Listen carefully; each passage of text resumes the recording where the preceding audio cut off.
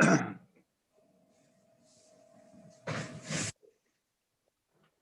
very good morning to one and all. We welcome you to the first session of the second edition of Indian Democracy at Work conference series on the theme of rule of law.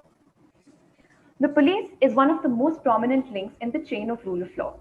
However, the current Indian police force is riddled with multiple challenges that have been hampering its effective functioning.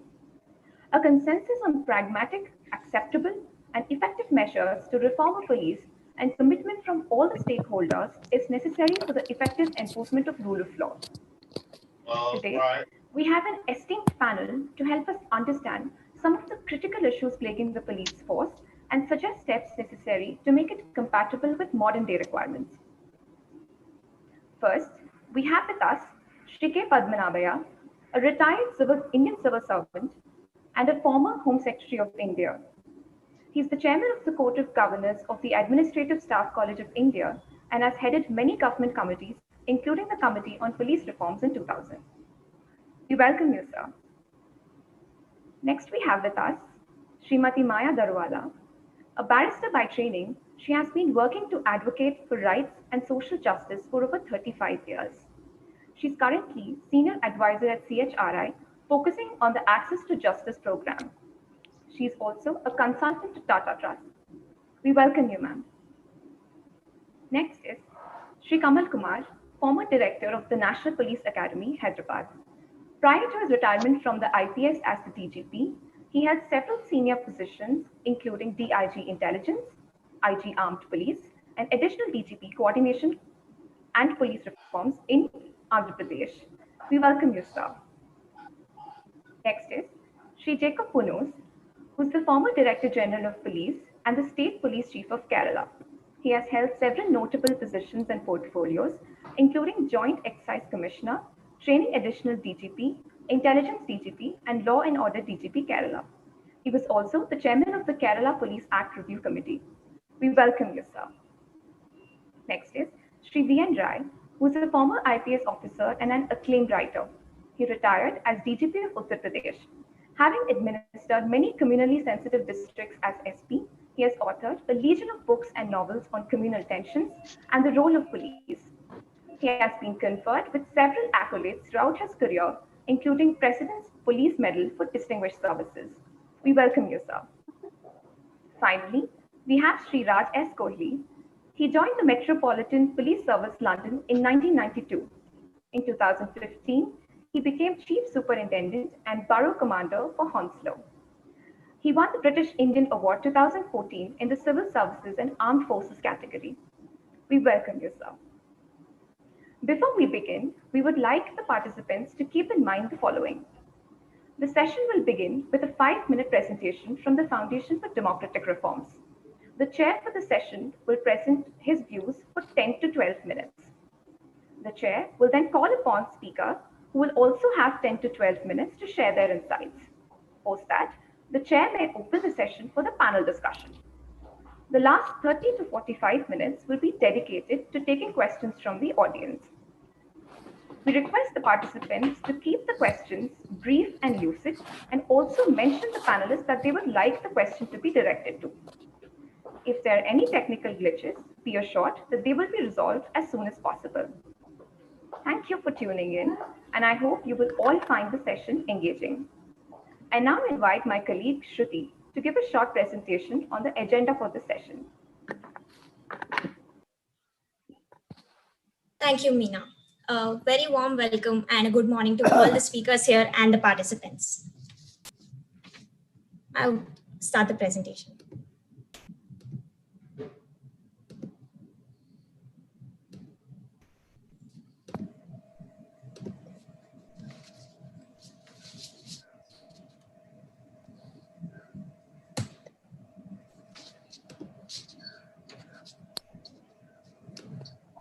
So, Sita, why are you standing?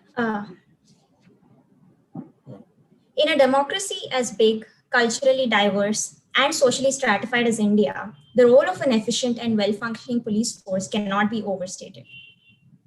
Although our police has by and large been successful in maintaining order, The growing challenges of a modern society have rendered our police ineffective in many ways, as we saw in our inaugural video.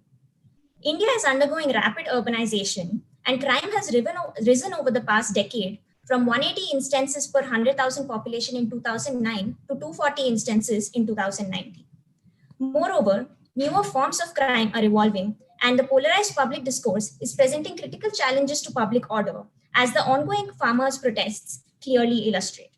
The police, however, has not evolved at the same pace as society.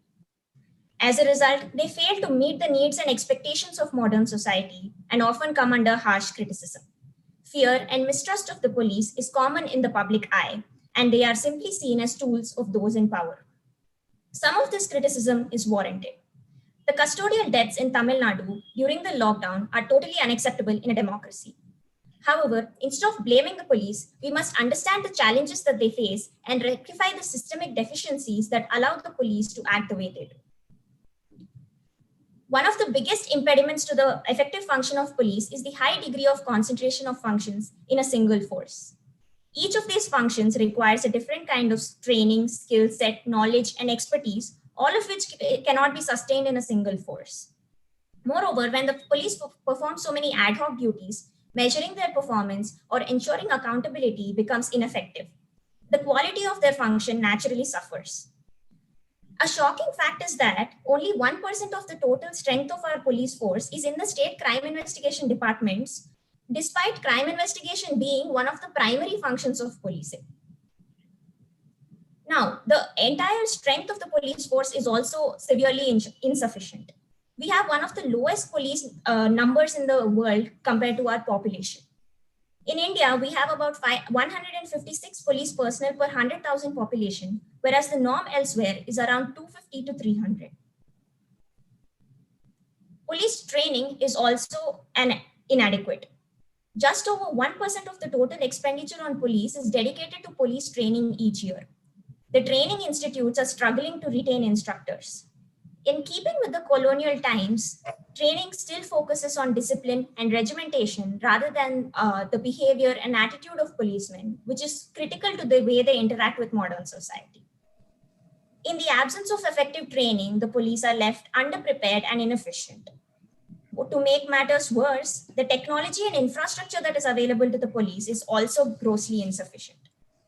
How can we expect an overworked, underprepared, and ill-equipped force to work effectively? Although there are many areas of reform that are critical in the police force, today's discussion will focus on three of them. First, enhancing the strength of the police force and allowing for the specialization of functions to improve their efficiency and professionalism in the force.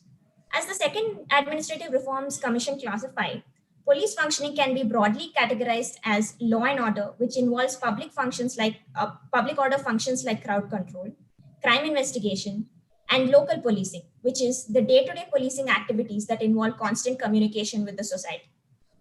Other functions, as far as practicable, must be outsourced from the police. Training and recruitment needs to be completely revamped. For all specialized functions like crime investigation, recruitment must only begin at the ASI rank. Eventually, there should be no recruitment at the constable level. As proposed by the Padmanabhaya Committee, a professional degree in policing may be designed similar to the defense forces, and promotions should be linked to performance. As the coordination between the different functionaries of the criminal justice system, such as the courts, the police, and prosecutors, is critical to justice delivery, we need joint training programs to allow better synergy between these organs. Most importantly, training needs to focus on sensitizing the police to the needs of the citizens, especially the weaker sections of society. To further improve the bond between police and the people they serve, community policing needs to be institutionalized. The UK, which places community at the heart of their policing strategy, has achieved better policing outcomes and improved public police relations. Even in India, states like Kerala and Himachal Pradesh that have adopted community policing are rated highest in satisfaction with police among citizens in the Status of Policing in India Report 2008. This is not a coincidence. Community policing not only improves trust in police, but as the broken windows theory suggests, a sense of safety and order in the society acts as a deterrent to crime.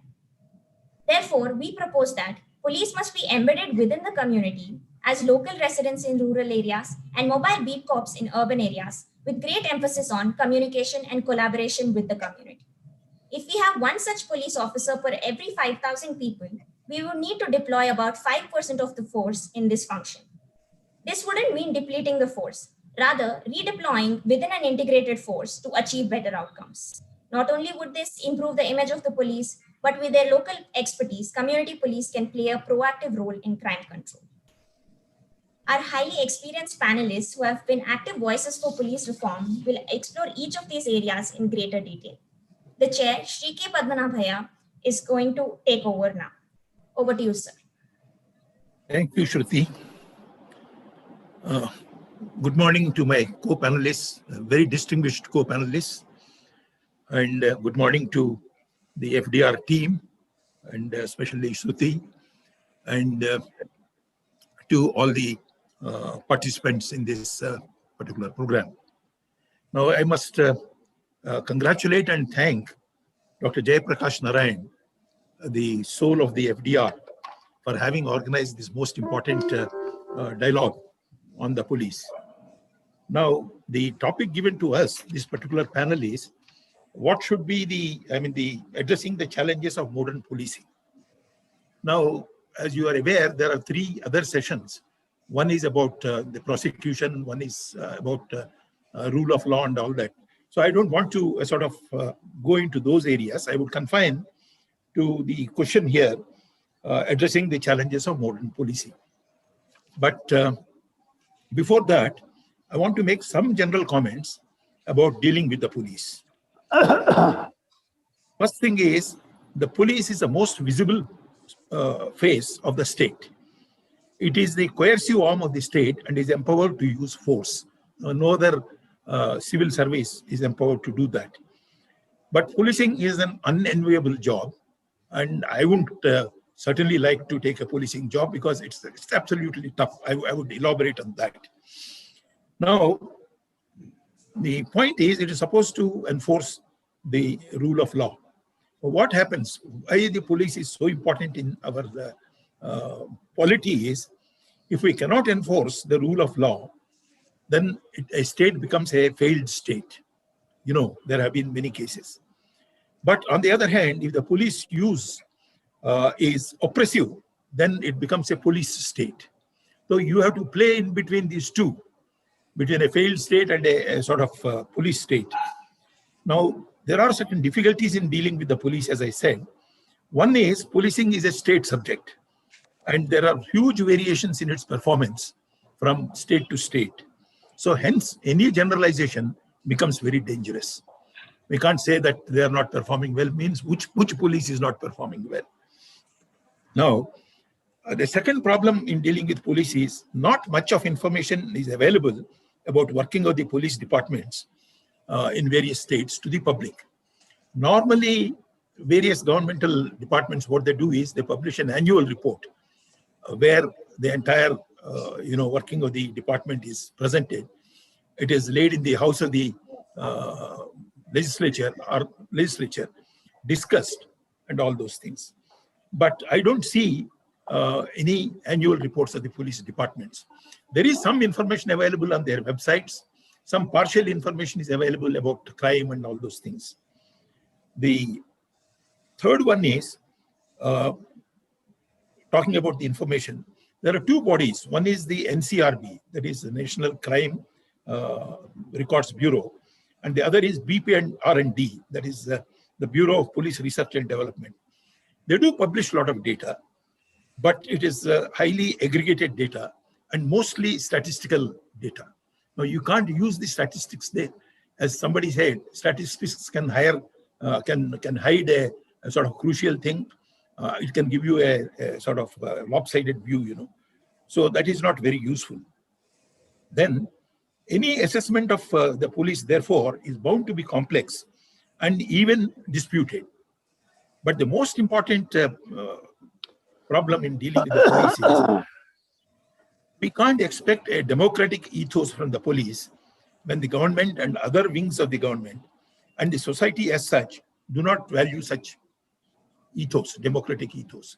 So it would be very unfair to ask the police to follow the democratic ethos when elsewhere it is lacking, because the entire system has to work once. Now, as I said, I would confine myself to the challenges of modern policing. But when we talk of modern policing, what is modern policing? Is having a sort of fleet of the latest cars, the communication equipment, and the computers. And is this modern policing, or there is something beyond that in the modern policing? And modern policing has different levels depending on the country. What is modern policing in England may not be the same as modern policing in India. So from the Indian conditions, what exactly is the mandate, vision, and ethos of a modern police? To view that, I have made a slide presentation. So if somebody from FDR can present the first slide. Yeah, what should be the mandate, vision, and ethos of a modern police in India? One is to uphold the rule of law. Two, uphold the preamble of the Constitution of a secular republic and to promote fraternity among all citizens, assuring the dignity of the individual while discharging the police duties. The third is to provide protection to common citizens, them with dignity and without of status or gender while maintaining peace in the society. Next one is, I gave an example. The College of Policing in UK describes a police officer's job in these terms, quote, to reduce crime and fear of crime and to promote confidence amongst the local people that the police understand and are prepared to deal with issues that matter most to them. I think that has been the motto of the British police for quite some time. Now, again, in the Indian context, I think the next one, please. The police should take note of the broader context of churning our society is witnessing, such as new claims by backward classes, new aspirations and tensions generated by shifts in economic policies and challenging pre-existing hierarchies. Just to give one example about these hierarchies, women challenging the patriarchal role and the freedom to love, some of these things, Next is, take note of the IT and internet revolution and the social media, ever increasing manner, and assess their impact on the changing crime profile, Last one, in short, to reshape itself into a people-friendly police service. The preamble of the Kerala Police Act is worth looking at. Next slide, please. Now, I have given here an overview of the police reforms and at modernization. Reforms not for their sake, but at modernization. Now, the context is very important. When the British were ruling India, the first war of independence took place in 1857. Now, within a few years, in the aftermath of that, the first Indian Police Act was introduced in 1861. That's about 4 years later. And what was the motto of that law? To maintain law and order by whichever way. It didn't prescribe a particular way in which you should do. The democratic ethos about which I talked was not there. You maintain law and order by whatever method. And you know what has happened, people who are familiar with the freedom movement. This police act served the British in India for 86 years, till 1947. And the same law was used by the Indian Republic for another 64 years. What is the 64 years? The 64 years end at 2011, when the first modern police act was enacted by some of the states, including Kerala. Maybe a year or two that way. So the point is 86 years of the British rule and 64 years of the independence rule of India, we had the same law, 1861 law. Some words might have been changed here and there. A total of 150 years is that. Now, throughout the period, especially coming from the British period, police is a coercive arm of the law, but is used as a coercive arm of the government of the day and also perceived to be such. This is the problem. The next slide, please. The crux of the reform is to strike a balance between operational autonomy and accountability to the government and to the people. This is the real crux of the problem. The Kerala Police Act, as I mentioned, of 2011 is a beginning of the modern policing, according to me. Other states also have followed, but I make a mention of Himachal Pradesh and Uttarakhand because they also passed new acts which are closest to the model suggested. Next, please. Now, when did this efforts to have a modern policing start? The National Police Commission report came in 1980. They also suggested a new model draft act, but no action has been taken by the government all those years. Then after a lot of fight, the matters went to the Supreme Court because of the intervention by a retired DG of police. And they gave a decision in 2006, mentioning about 7 reforms which can be brought about. But again, no decision was taken. No decision was taken till about 2011. I would come to that. Now, what did the Supreme Court say? They said establish an independent state security commission to see the state does not exercise unwarranted influence or pressure on the police. That is the most important thing. And lay down, the commission is supposed to lay down broad policy guidelines and evaluate the performance of the state police. Then they said 9 functionaries like station house officer, SPs, range and zonal DIGs should have a fixed tenure of 2 years. They should not be changed at the will of the political bosses. Next. Next. Separate investigation and law and order functions.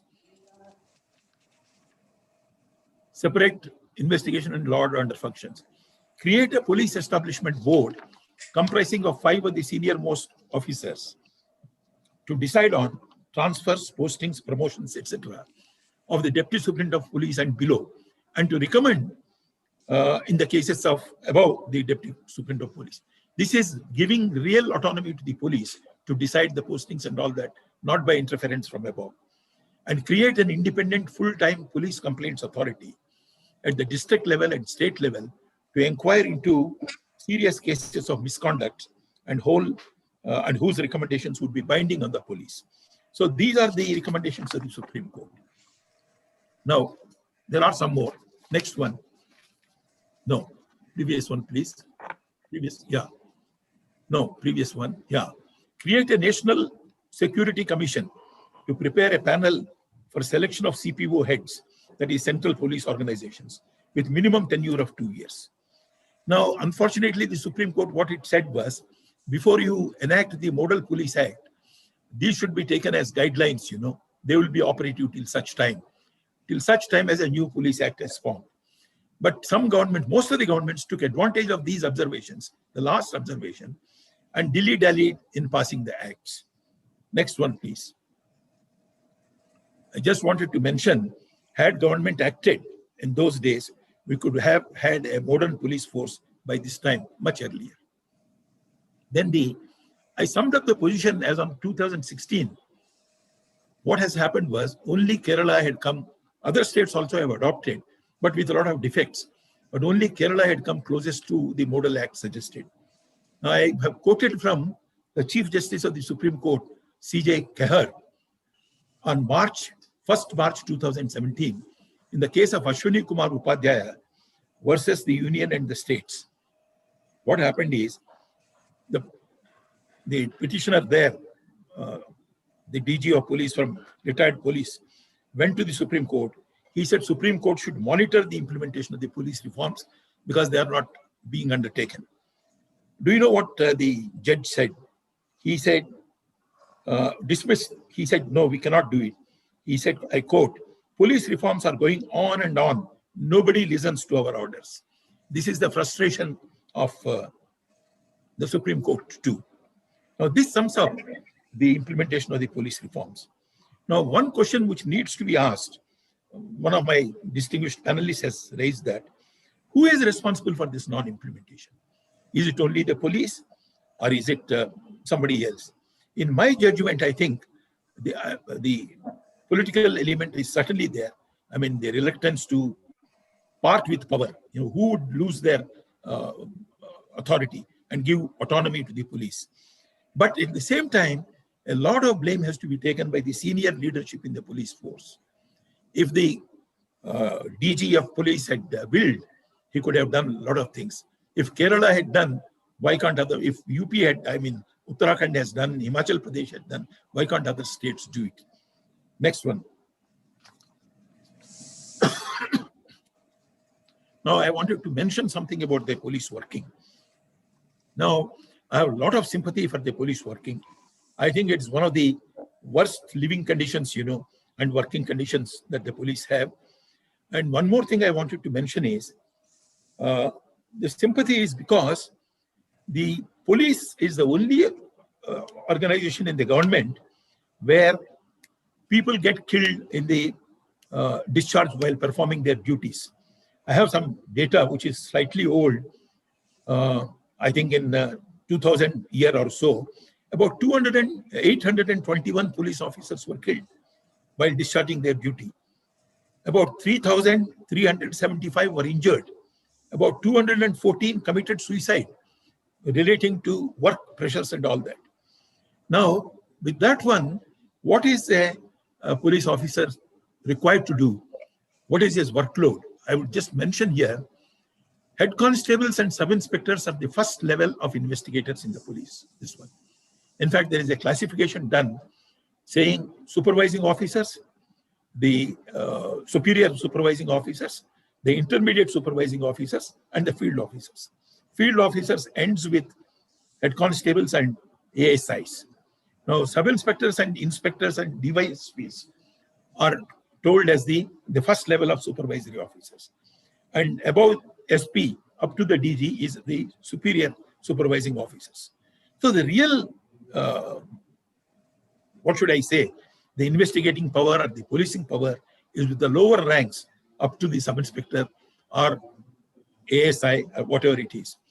But they constitute the constables and head constables. I'm not even included sub-inspectors. 84.5% of the total police force constitutes constables and head constables. Now, what is this head constable or a SI required to know? He has to know something about the Indian Penal Code, because all the offenses are under that. He should know Criminal Procedure Code, what is the procedure, Indian Evidence Act, what evidence should be collected, then the Police Act of the state, Kerala, Karnataka, Tamil Nadu, etc., and special laws like UAPA Act, that is Unlawful Activities Prevention Act, Arms Act, Explosives Act, etc., etc., and also local laws. Do you know how many of them are there? There are 66 of them, the local and special laws. In addition to this, he is supposed to know the scientific aids for investigation, the basics of IT, computerization, and the forensic science, and all these things. Next, please. Next. Hello. Next slide, please. I'm sorry. Yeah. I'm talking of a good and effective policeman. What is he required to do? He has to be a bit of a sociologist. Why? Because he should know the pressures in the society, how the society is behaving, the dynamics of the society and all that. A psychologist, you should know the criminal mind, what are the people thinking when they are giving evidence, witnesses and all that. He has to be a good communicator because he has to talk to the people, interrogate them and all. He has to be a quick decision maker. You can't wait. I would think over it and come back and do something. He has to act one with courage. Next, please. And he has to have a good moral fiber. Otherwise, he would be tempted with the amount of power that he has. And he has to be a good comprehender of the situation. If a law and order situation is there, he should comprehend the various aspects of the situation and a basic legal understanding to apply all these things. But I don't think there is a proper realization of this, the responsibility of the lower police officers by the government. And I also see that there is a disconnect between the upper and lower echelons of the police force. Next one, please. Now, where is the problem? The problem, I think, is the crux of the problem is in the recruitment and training. And training includes retraining. Now, in India, this is very important. The qualification for a constable is the 12th standard. And for an SI, it is graduation with 9 months of training post the selection. Now compare it with UK. In the last 10 years or so, 10, 15 years, there are 3 routes of recruitment for a constable, because recruitment takes place only at the constable level. Except in recent years, they have been recruiting at the superintendent level, but otherwise, it is only at the constable level. What are the 3 routes? The first route is pre-join 3-year degree in professional policing, offered by 34 universities based on a national curriculum for police constables. There is a national curriculum. Many universities have adopted it, and it's a pre-joining this one. It is a 3-year degree called professional policing. But the degree does not guarantee recruitment. You may have the degree, but after facing the examinations and all that, if one is selected, then as a probationary police officer, he has to continue to be on 2 years. Next, please. What is the second route? No prior degree is required, but A levels, a high degree of A levels are required. And once selected, he has to undergo a 3-year apprentice training. And again, he is given a degree. The degree called Police Constable Degree Apprenticeship, PCDA, is awarded in collaboration with a collaborating university. And an independent assessor is to certify successful completion of the probation. What is the route 3? Any degree holder, if selected, he has to undergo a 2-year probation. Then he gets a degree diploma in professional policing practice. Now, I think we take our policeman raw. There is no training at all. And 9 months training, what would he do? He would be led by somebody else, either superior or somebody else, or acts according to his whatever is the best judgment he could muster. Now, next slide, please. I think so. What we require is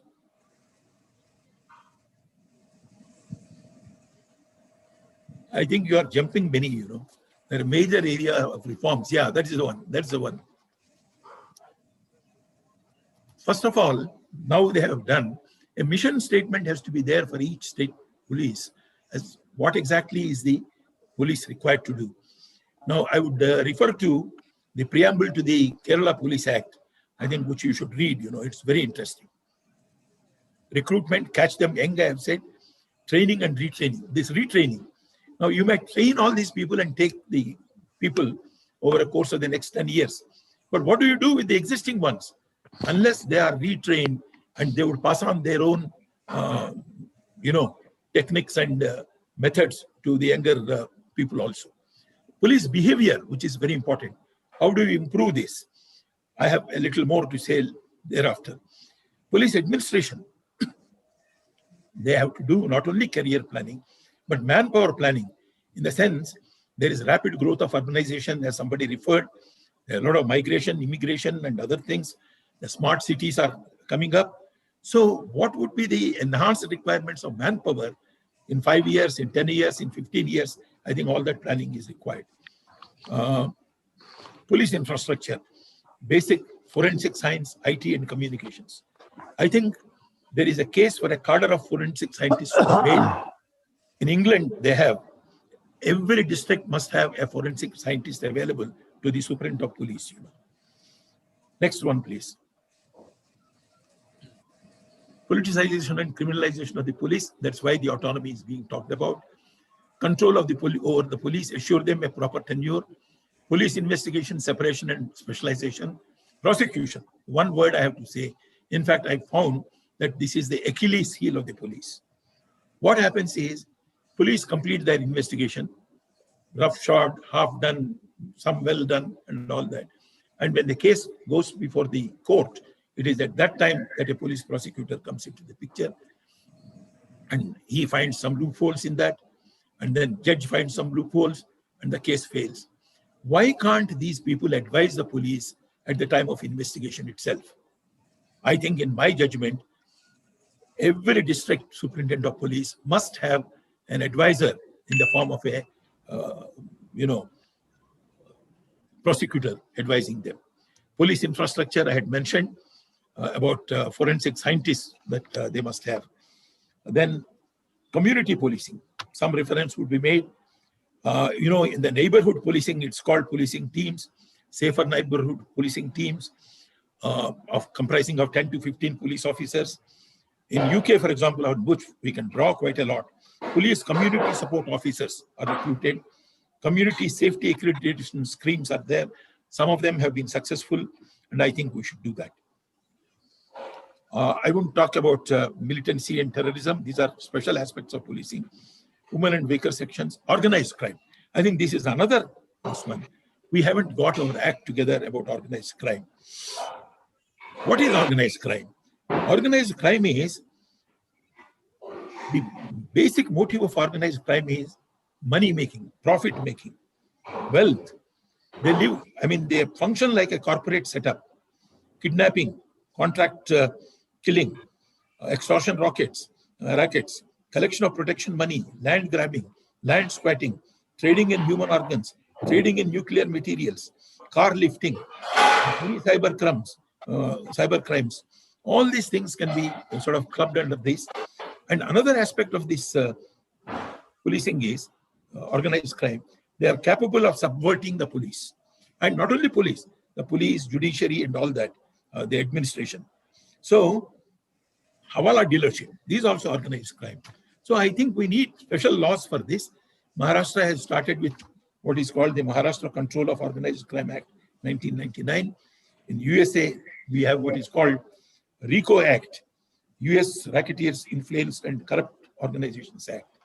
I think we need to follow some of those things. Now, there are still, next slide please, I would very quickly go through that. In spite of the fact that the police population ratio is not very good, a large number of unfilled posts of the sanctions are there. 20% of the vacancies of the sanctioned posts at a national level are not filled. Funds for modernization are lapsing due to non-utilization. 50%, 52% of the funds last year given for modernization have not been spent. The issue of non-cognizable cases. There are 120 non-cognizable cases on the IPC. Police have no jurisdiction to take cognizance of these things. They can't investigate unless the court tells them. What do we do with this? Need to improve the investigating skills. At an all India level, 23% of the cases dealt with by the police result in what is called true but insufficient evidence. These, including other categories, what they call final report. That means they're there, but we cannot do anything about it. 32.7% of the cases dealt result in final report. So, but last one I wanted to mention, considerable improvement has taken place in the last 5-10 years. Some young police officers have shown great courage to the extent of facing grave risks to their life. Better media interaction is there. Improved websites have come. Police functions need not be restricted. Advice is they need not be restricted only to police officers and police political bosses. Invite prominent citizens. Let them interact with the police wherever possible. Prominent and informed citizens should be guest faculty at police training schools. I think some of these things would help. Now, ultimately, I wanted to say one thing. What are the core expectations of the people from the police? There are two: effectiveness in crime control and fairness. So, both these things depend on a variety of factors, which I need not go into details for want of time. But I would stop this one here. Each one of my panelists are experts in their own area, and they would talk about this one. I would invite Madam Maya Daruwala to give her sort of presentation. And she is going to speak essentially on the perceptions of the police by the public and the perceptions of the public about the police. She can cover any other subjects she likes to. Over to you, Madam. Thank you. Can you hear me? Yeah. Good morning. Thank you for the opportunity to be here, Mr. Prakash Narayan. We have worked together and apart for too many years. I think collaboration is now in very much in the to be desired. Mr. Padmanabhaya, you have given such a comprehensive overview about the things that need to be done, and also the trajectory of reform, or I should say the lack of reform that we are continuously suffering through. So I today will put forward something that most of the public who are listening today, we have several dozen participants who already know a lot about this, but what I'm trying to give you is a researched view. It's not gossip, it's not anecdotal. It is a researched view done by my colleagues at a Common Cause and CSDS, which 1 year they looked at the status of policing in the status of policing in India, and looked at what did the public think of the police and what did the police then think about the public. And so they have statistics, as Mr. Padmanabhaya said. The policing and how it is viewed is divided up into states. But what I'm going to give you this morning is just a general overview. I think the importance of what I'm going to say is it's ameliorated by the fact that you know most of this in your hearts or in your minds, or because of public media perceptions.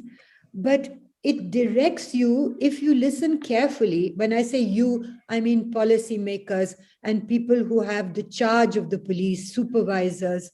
It directs you from denial to development for change, for the vision that Mr. Padmanabhaya has hinted at, and which you will hear other participants.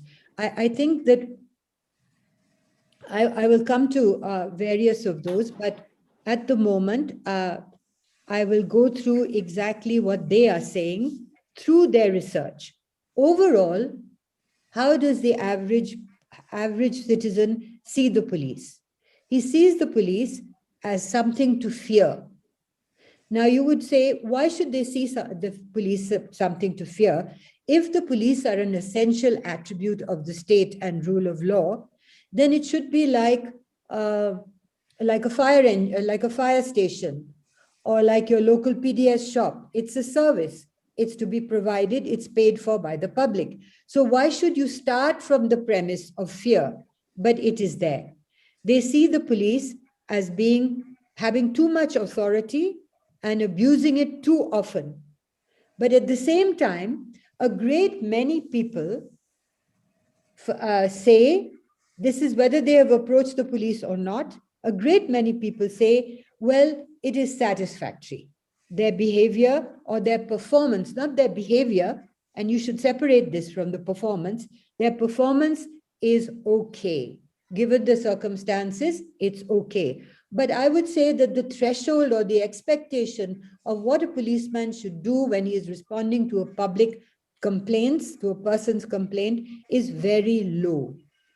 The top reasons for the dissatisfaction with the police are a refusal to help, asking for a bribe, abusive behavior, refusing to file a complaint or put down an FIR. In other words, to take notice that I am in trouble. Will you help me? And the answer is abuse or non-response. That has been a great deal of the complaint. Complex one.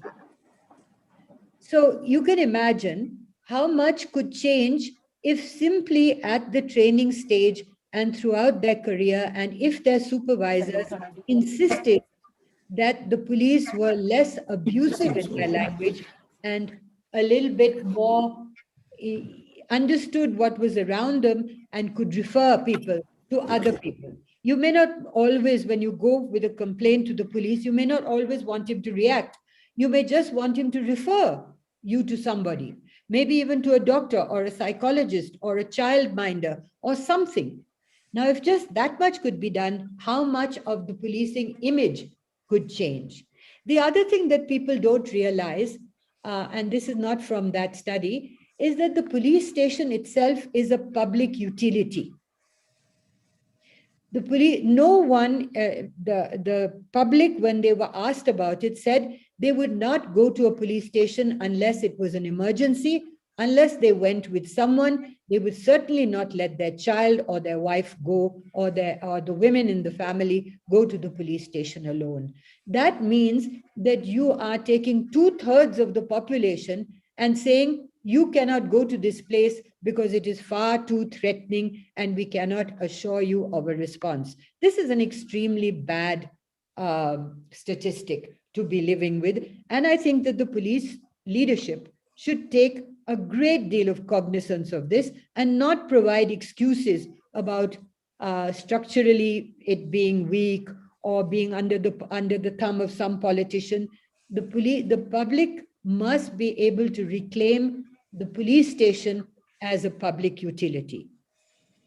Interestingly, the perceptions of people who have actually had something to do with the police, and that is about only 15% of the population.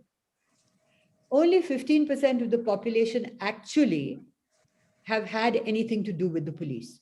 But among them, there is a level of much higher satisfaction than with people who have just heard from other people how the police behave. However, when it comes down, when you break it down by caste, class, religion, gender, then the poor have a much less positive experience of policing. Women also much less, and different religious categories also differ a great deal. So, then there are issues of bias. If you measure, bias is obvious. We are reading about it every day. It transposes itself, or it demonstrates itself in selective policing. A case against one person who may be high profile may be activated immediately, especially if there is political signaling. The second is people who are perhaps locally powerful or powerful in public image may not be acted against, however bad their criminality may be. We have seen it again and again. I don't want to press into it, but if you ask me offline, I could give you 20 cases in a day. So selective policing, which is driven by the sense that this is a political obligation, is what, as Mr. Padmanabhaiah has also signaled, by saying that the police feel that they belong to the regime that is in power at that moment. Or if we take out the word regime in power at the moment, it is locally the powerful, the influencers. So this is very much perceived by the public. When you come to women and you're talking to women about policing, especially those who have researched, etc., they will talk to you about the strong strains of patriarchy and paternalism. Now, this paternalism, 1 minute, please, could you hold on a minute? Could you hold on a minute?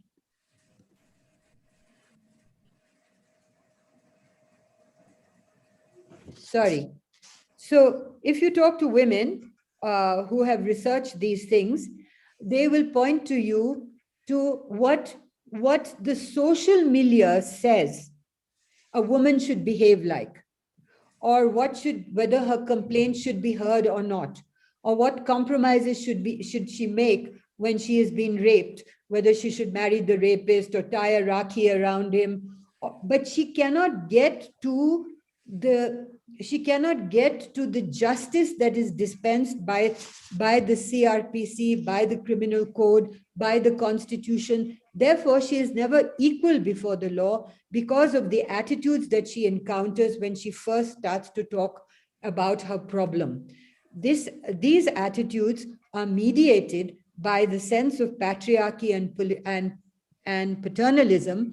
And because there is no training, there is no amelioration of these attitudes, and these attitudes become embedded in policing rather than the attitudes of constitutional imperative, equality before the law.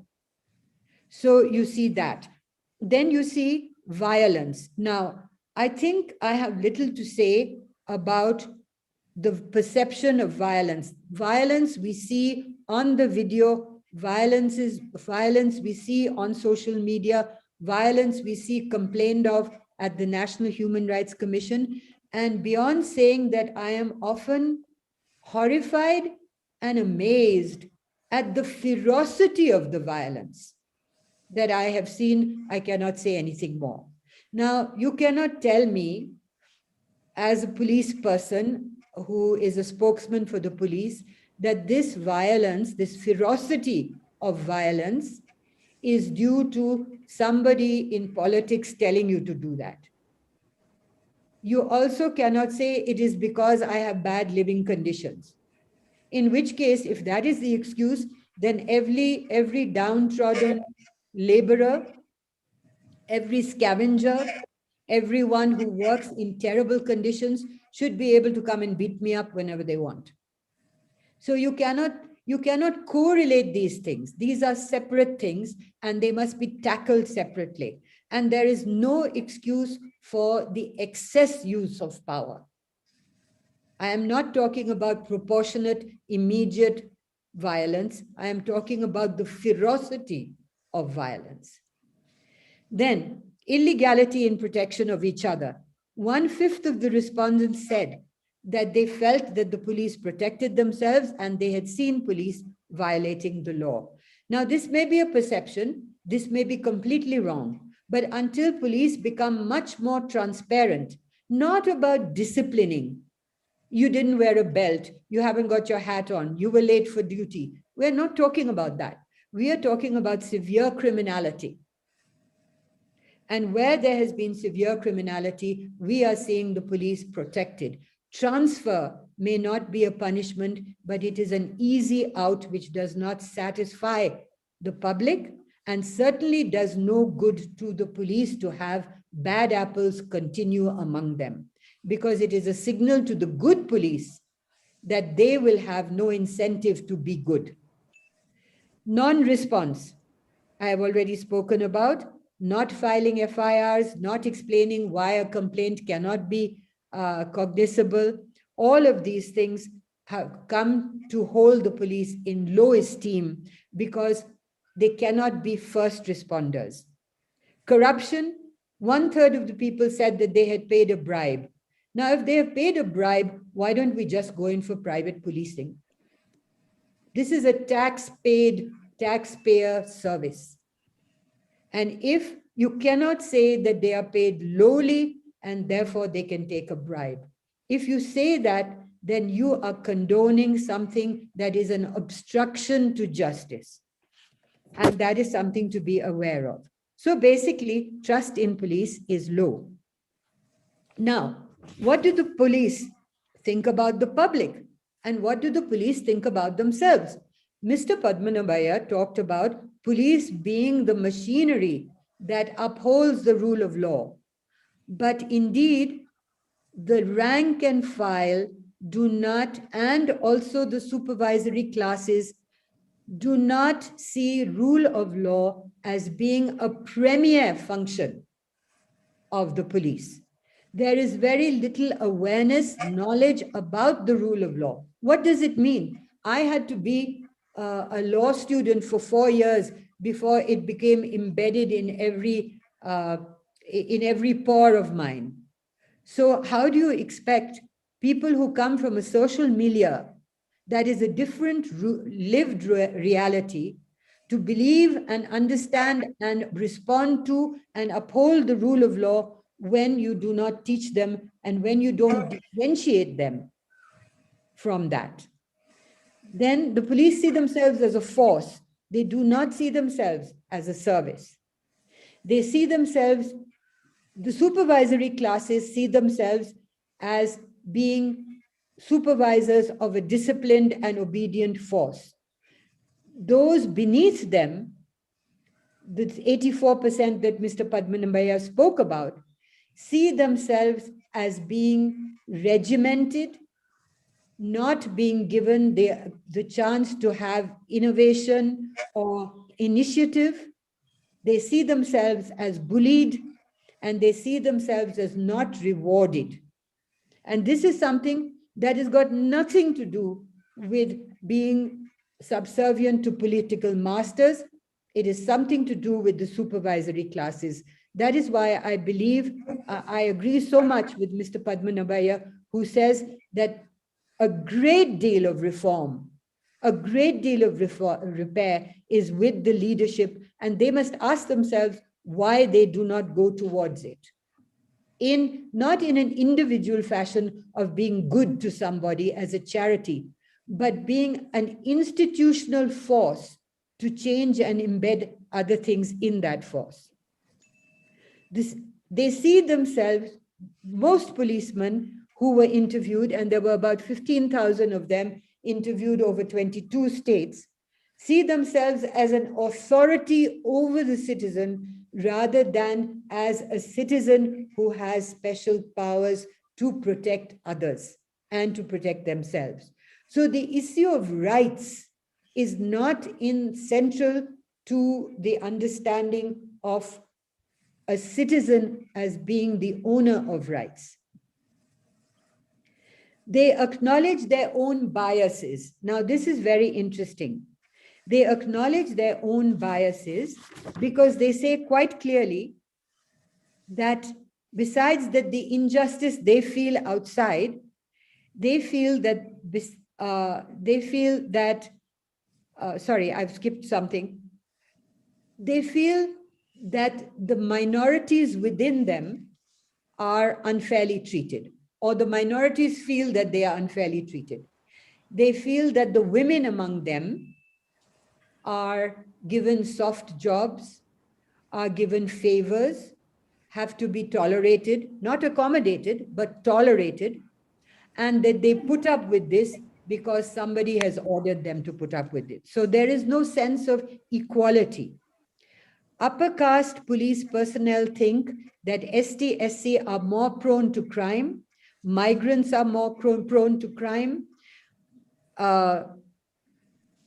women come forth with trivial complaints, Muslims are more prone to crime.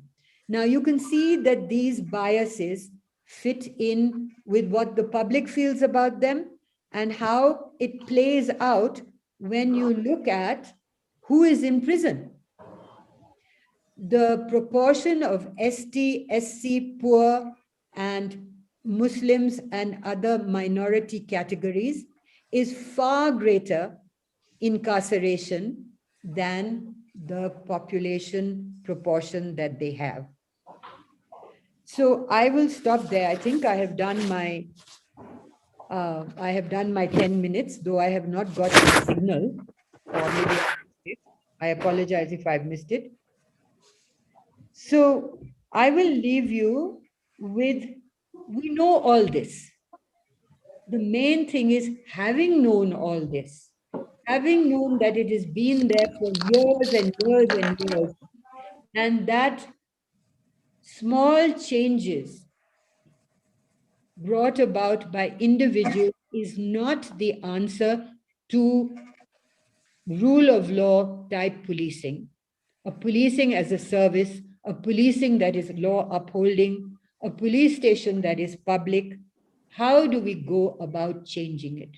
We are talking here today in the hope that we will create more and more public advocates who will help to change this system or pressurize the system to change. But at the moment, we are caught in a vice of poor policing and sad and unhappy citizenry that are struggling for the rule of law, but going in the opposite direction. Thank you. Thank you, Ms. Maya. It's a wonderful presentation.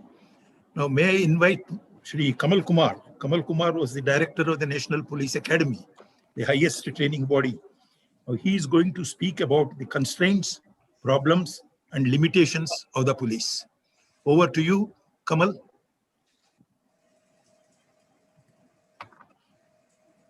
Thank you, sir. Good morning, everyone. There's so much of talk about, failings and shortcomings of the police. In the common discourse, the public discourse, you keep hearing so much about it.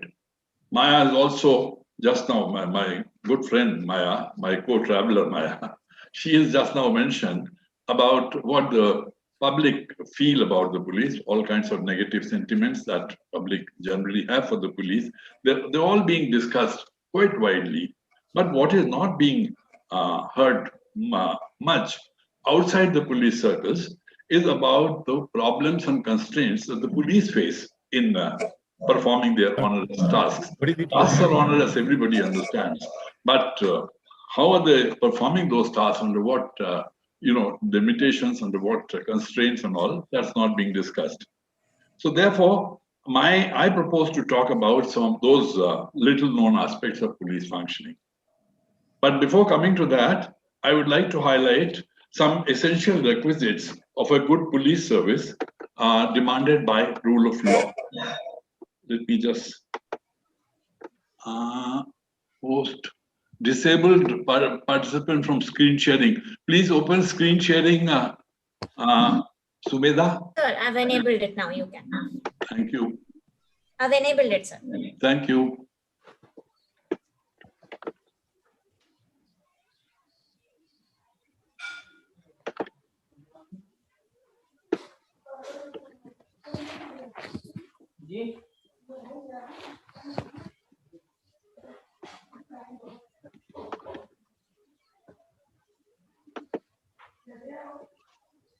Yeah.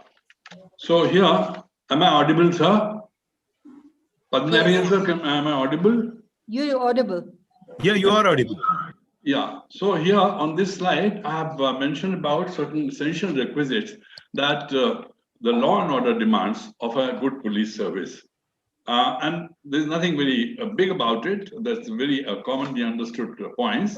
The members of the police force, for a good law and order, for good rule of law maintenance, should be well motivated, and they should be well trained. The service should be well resourced and well equipped. The members must be unquestionably fair and impartial. They should always function without fear or favor. And under all circumstances, they should be totally apolitical. They should shun abuse of power and authority every time. They should be respectful to human rights and also well committed to ethical values. That is what the rule of law demands. Now, the police in India have inherited, talking about the problems and constraints of the police, I would mention the police in India have inherited their structure, their methodologies, their resourcing pattern, everything from their imperial past. Out of sync totally in today's scenario, out of sync with the needs of a vibrant democracy that India is in the current situation. The British, as Mr. Padmanabhan mentioned, alarmed by the mutiny of 1857, they sought to create a police force that would ensure the domination of the Raj and by controlling the population.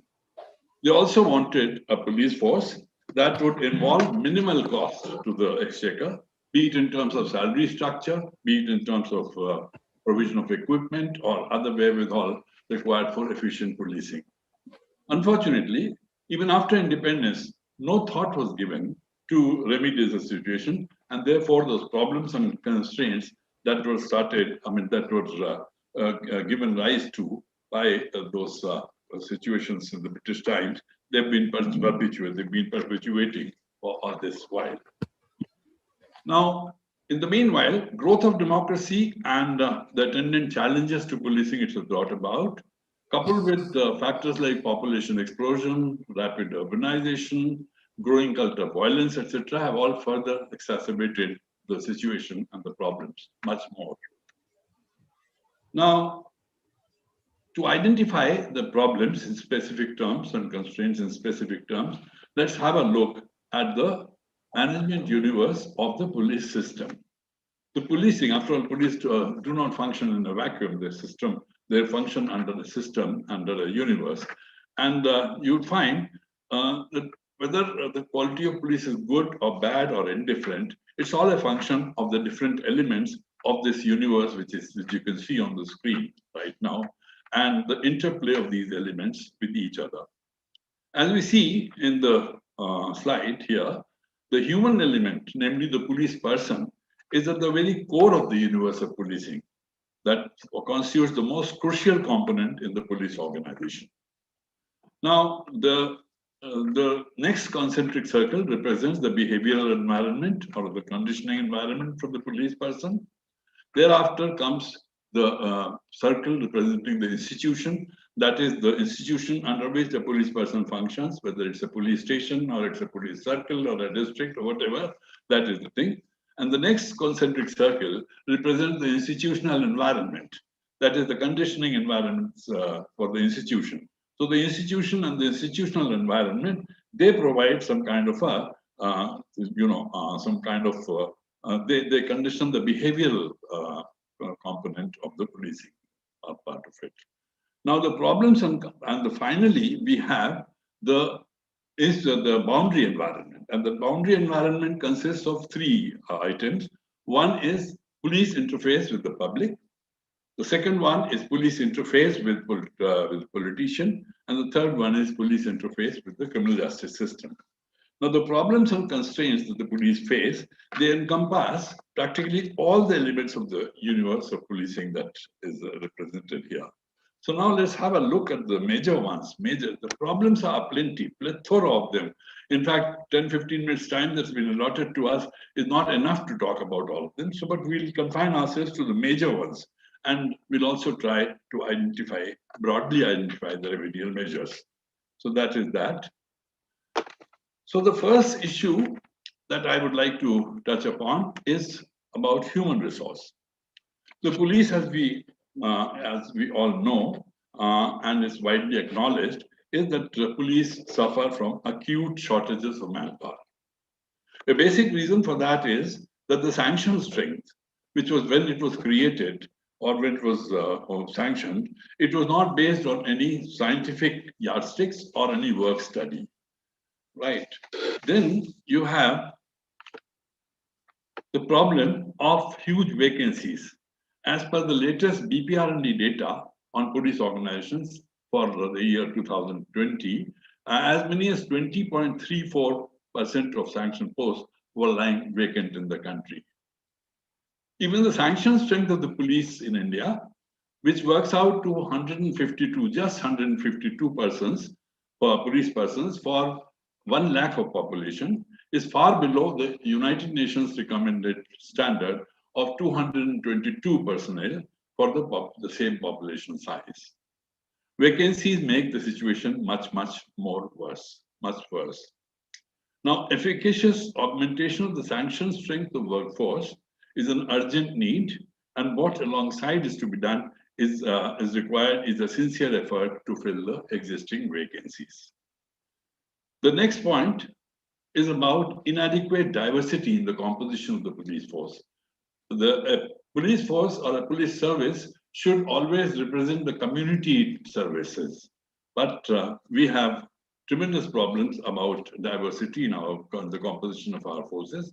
For example, women, who constitute 50% of the population, are represented only to the extent of 10.48% in the police workforce. And that too, there's been a lot of push given to the whole issue in the last 1 decade or so. Otherwise, it used to be 3%, 4%, 5%, and that kind of a thing. Now, many states have provided quota for women now.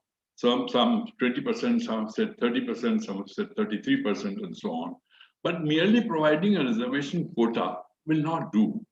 A 30% quota, even if it's subscribed fully every year, will require an unreasonably long time for achieving the stipulated representation of women in the police force. What we need is a substantial affirmative action to remedy the situation. Some action could be that for some time we could say that this year's all vacancies will be reserved only for women. No other gender would be allowed entry in the police force for this year, next year, or whatever it is. So that is the next problem comes about training, which is the deficiency in training is our police system's Achilles heel. Inadequate and inefficacious training infrastructure is a major contributory factor, though not the sole one for this state of affairs. Paucity of proficient and motivated faculty is another major problem.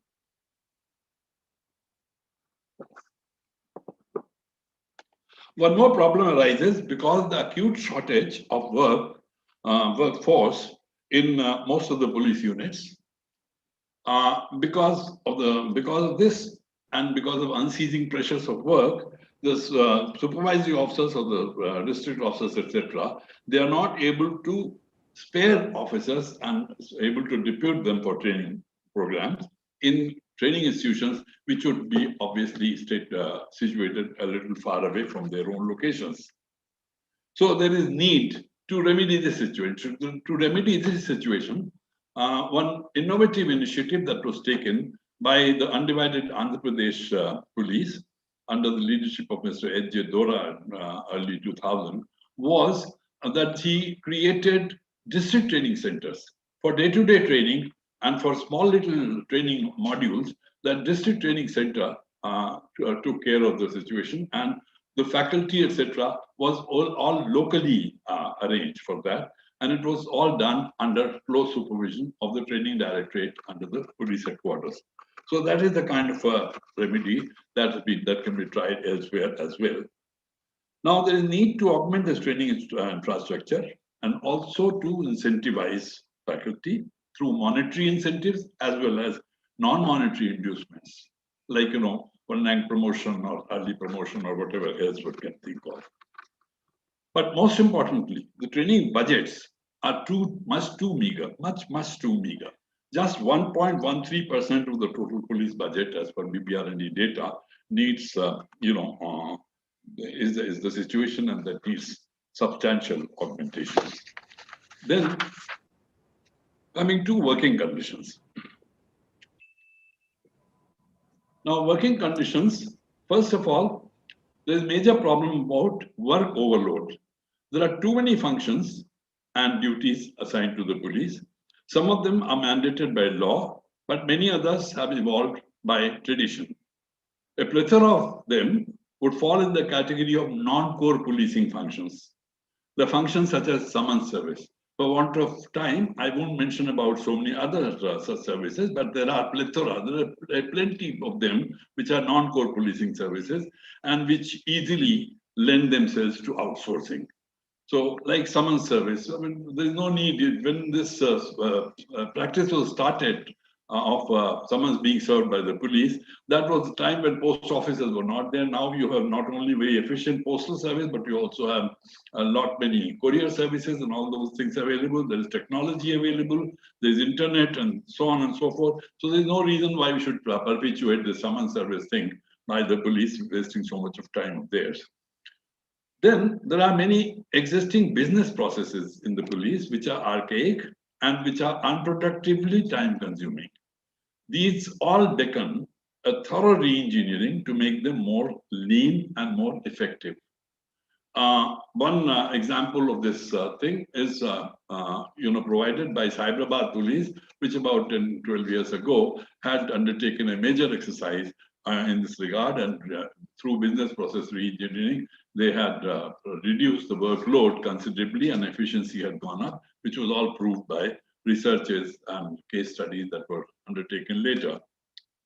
Now, technology is a proven tool for enhancement of efficiency, and it also at the same time economizes on manpower. So that has been tried. Many such initiatives have been taken in different jurisdictions. They need to be institutionalized, and they should need to be replicated further in other jurisdictions. But much more needs to be done in other areas which have not been touched upon so far. The next most important hurdle is long and arduous duty hours. The British objective of an economical police force had led to the Indian Police Act of 1861, which Mr. Padmanabhaiah talked about. It mandated an always on duty within quotes, work regime for them. This dictum continues to govern the working hour regime for our police personnel even to this day. A study conducted by the National Productivity Council in 1977 had brought out that an average policeman had to be on duty between 10 to 16 hours per day, all 7 days in a week. I conducted a major BPR&D sponsored study recently on a related subject, which study of mine revealed that almost 90% of police station staff presently had to work for more than 8 hours a day. 76.6% of them were on duty for 11 hours or more in a day. 27.7% of them worked for more than 14 hours a day. As if this is not enough, nearly 59% of police station staff were either not able to avail weekly off altogether, or they could avail it at the most once or twice in a month. Not to mention about they're being recalled for duty during their scant and scarce off time to deal with emergency law and order, to deal with VIP visits and many other kinds of work that require urgent attention. There are no festivals and public holidays for police station staff. In fact, they bring extra work for the police personnel. There is no system also of payment of overtime allowance or otherwise compensating the extra hours of duty performed by them. This is a subject on which there is very little awareness. When I talk in different circles about the extra hours of policemen, people tend to think that they must be paid overtime allowance. And when I tell them that there is no system of overtime allowance being paid to them, so it's always get surprised and that kind of a thing. So that is that. Then inordinately long hours of work, they have obviously a negative impact on the physical and mental health of personnel. Besides, of course, they also adversely affect the family needs and social commitments of the personnel. Overall, it all takes a heavy toll on their morale and motivation, and the resultant frustration manifests itself in offensive conduct and behavior of theirs with the public. This, meets the point which Maya has made, that no senior asks them to be violent with the public they come across. No political leader wants them to be rude, and so on and so forth. So this partly meets that point, Maya. Then augmentation of manpower, coupled with the introduction of shift working, as in vogue in all modern police forces the world over, can remedy the malady, and it awaits immediate implementation. Next comes the issue of, I think I've gone, my slide has gone, yeah. Next comes the issue of lack of basic facilities in the police stations. As revealed by BPR&D data, latest data, as many as 638 police stations, even in today's time, do not have telephones in this country. 143 police stations are bereft from any wireless connectivity, which is so very essential for policing, or even mobile phones. 257 police stations are not provided with any vehicles. 1,348 police stations are operating from hired buildings. Many of them are in dilapidated conditions, and many of them do not have adequate accommodation for even minimum requirements. Lack of adequate stationery, other consumables, insufficient availability of funds for petrol, etc., petrol, diesel, etc., inadequate provision for meeting the feeding expenses on suspects and witnesses, and other sundry needs are common problems faced by many police stations in many states. Next comes the issue of frequent transfers. Now, frequent transfers have become a bane of police organization. Their frequent transfers are used as a potent tool for political interference by our political masters through exercising again control over individual police personnel. As per BPR&D 2020 data, as many as 8,453 SHOs out of a total of 16,955 police stations in the country were transferred in less than 1 year of their posting. Some of them even within 1 month, some of them even within 1 week of their transfer, of their posting. Add to it, those shifted out in less than 2 years, the number becomes as large as 14,915 out of 16,955 police stations in the country. Many of these officers have indeed faced multiple transfers in a year. Answer may lie in internal administrative matters of the police, hijacked by the political leaders of the government, being strictly restored to the police leadership, which is thought to be done through their judgment by the Supreme Court, 2006 judgment in Prakash Narayan case by the Supreme Court. Now, scanty promotional prospects are again a major, problem or major constraint. It is no big secret that most police constables in India have generally to contend with only one promotion in their lifetime, if at all. In many cases, they retire without even one rank promotion. Then,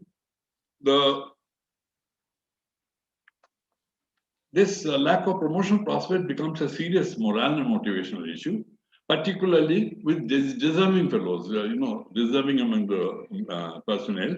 They feel frustrated about it or the situation.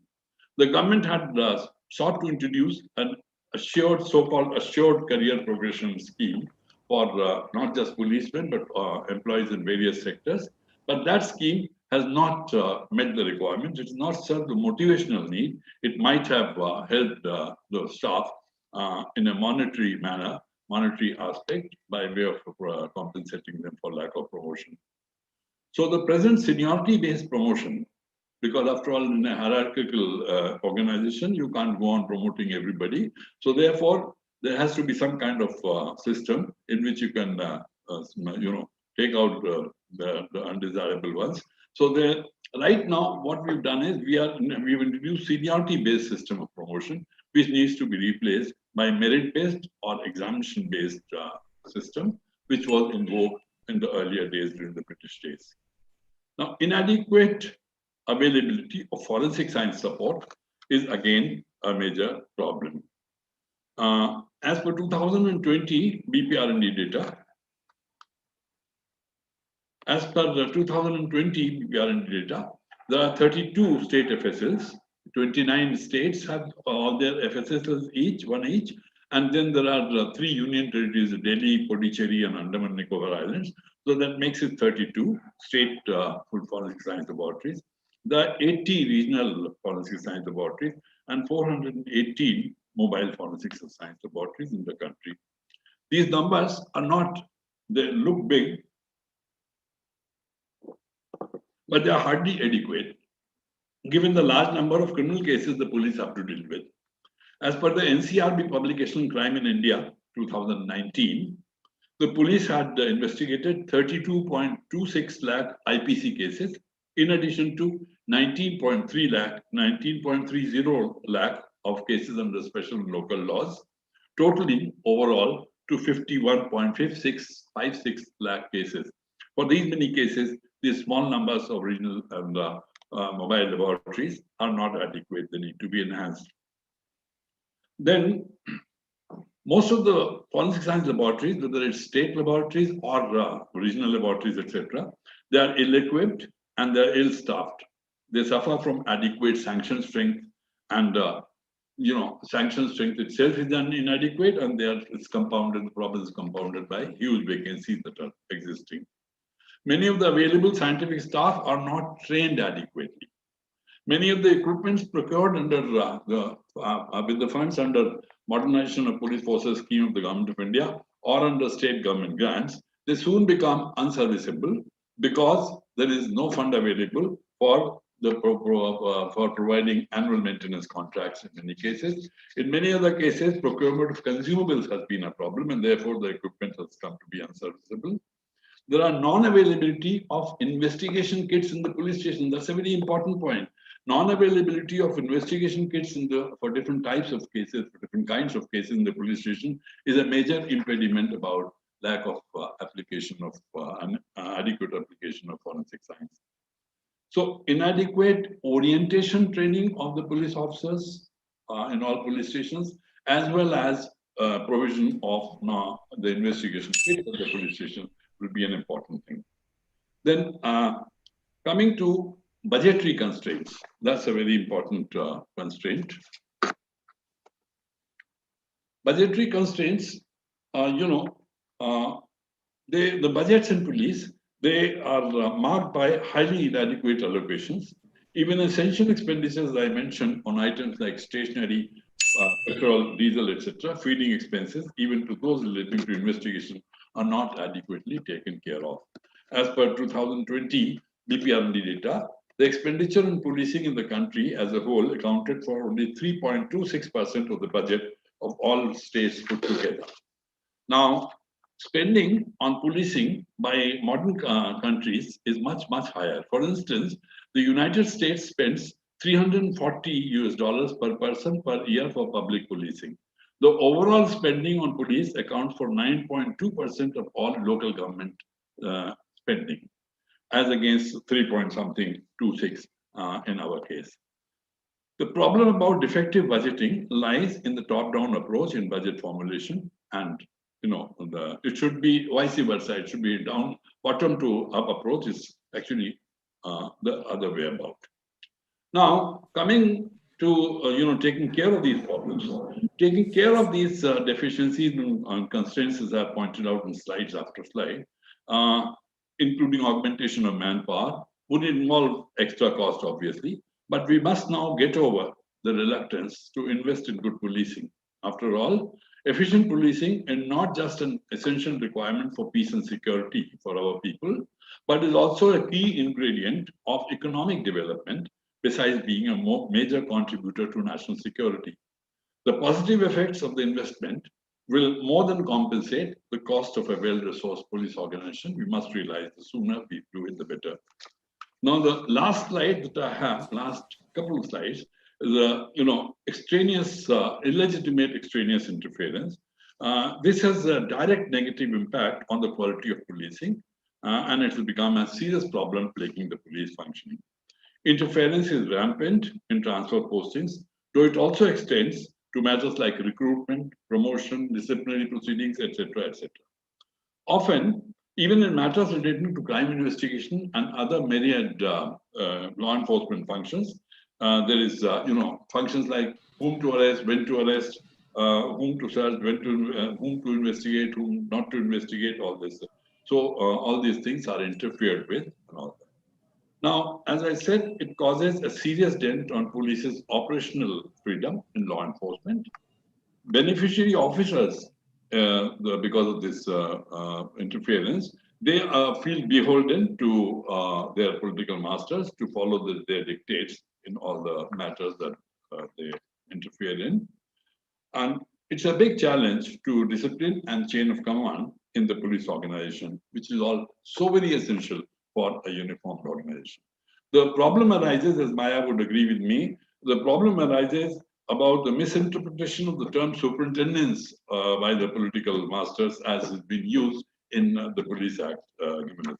This problem was thought to be taken care of in the Model Police Act 2006 and in the revised version of 2015. I and Maya both happen to be in the bodies that were elaborating these two acts.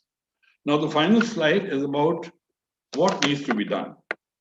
Now, the problems and constraints that I have listed out, and there are many more which have not been covered because of paucity of time, they are seriously impinging upon police efficiency and effectiveness. Now, political and bureaucratic leadership is indifferent because they're happy with the status quo. They seem to be at least happy with the status quo. But citizenry has enormous stakes in good policing.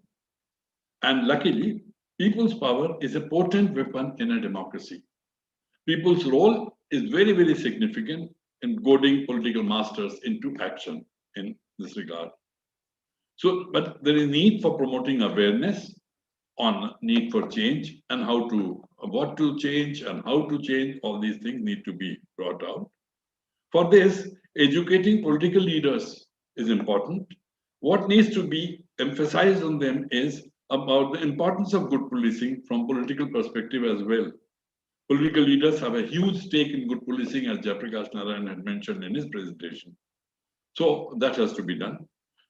PILs can also help to an extent. So wherever it's required and necessary, PILs can also be filed. There's so many actions, but what is needed is public must get involved. and public must emphasize on the political leadership that these changes are necessary for a modern democracy. And I'll stop here. Thank you very much. And I'll be happy to answer any questions or clarify any doubts that anyone may have. Thank you so much. Kamal Kumar. I think the next speaker is, one second, Jacob Saab, Jacob knows. He was the former Director General of Kerala. He played a great role in sort of doing the Model Act, the Kerala 2011 Act. What impressed me most about Kerala is not only the contents of the Act, but how the Act was passed. There was a series of discussions at various levels, district level, taluka level, village level, and all that.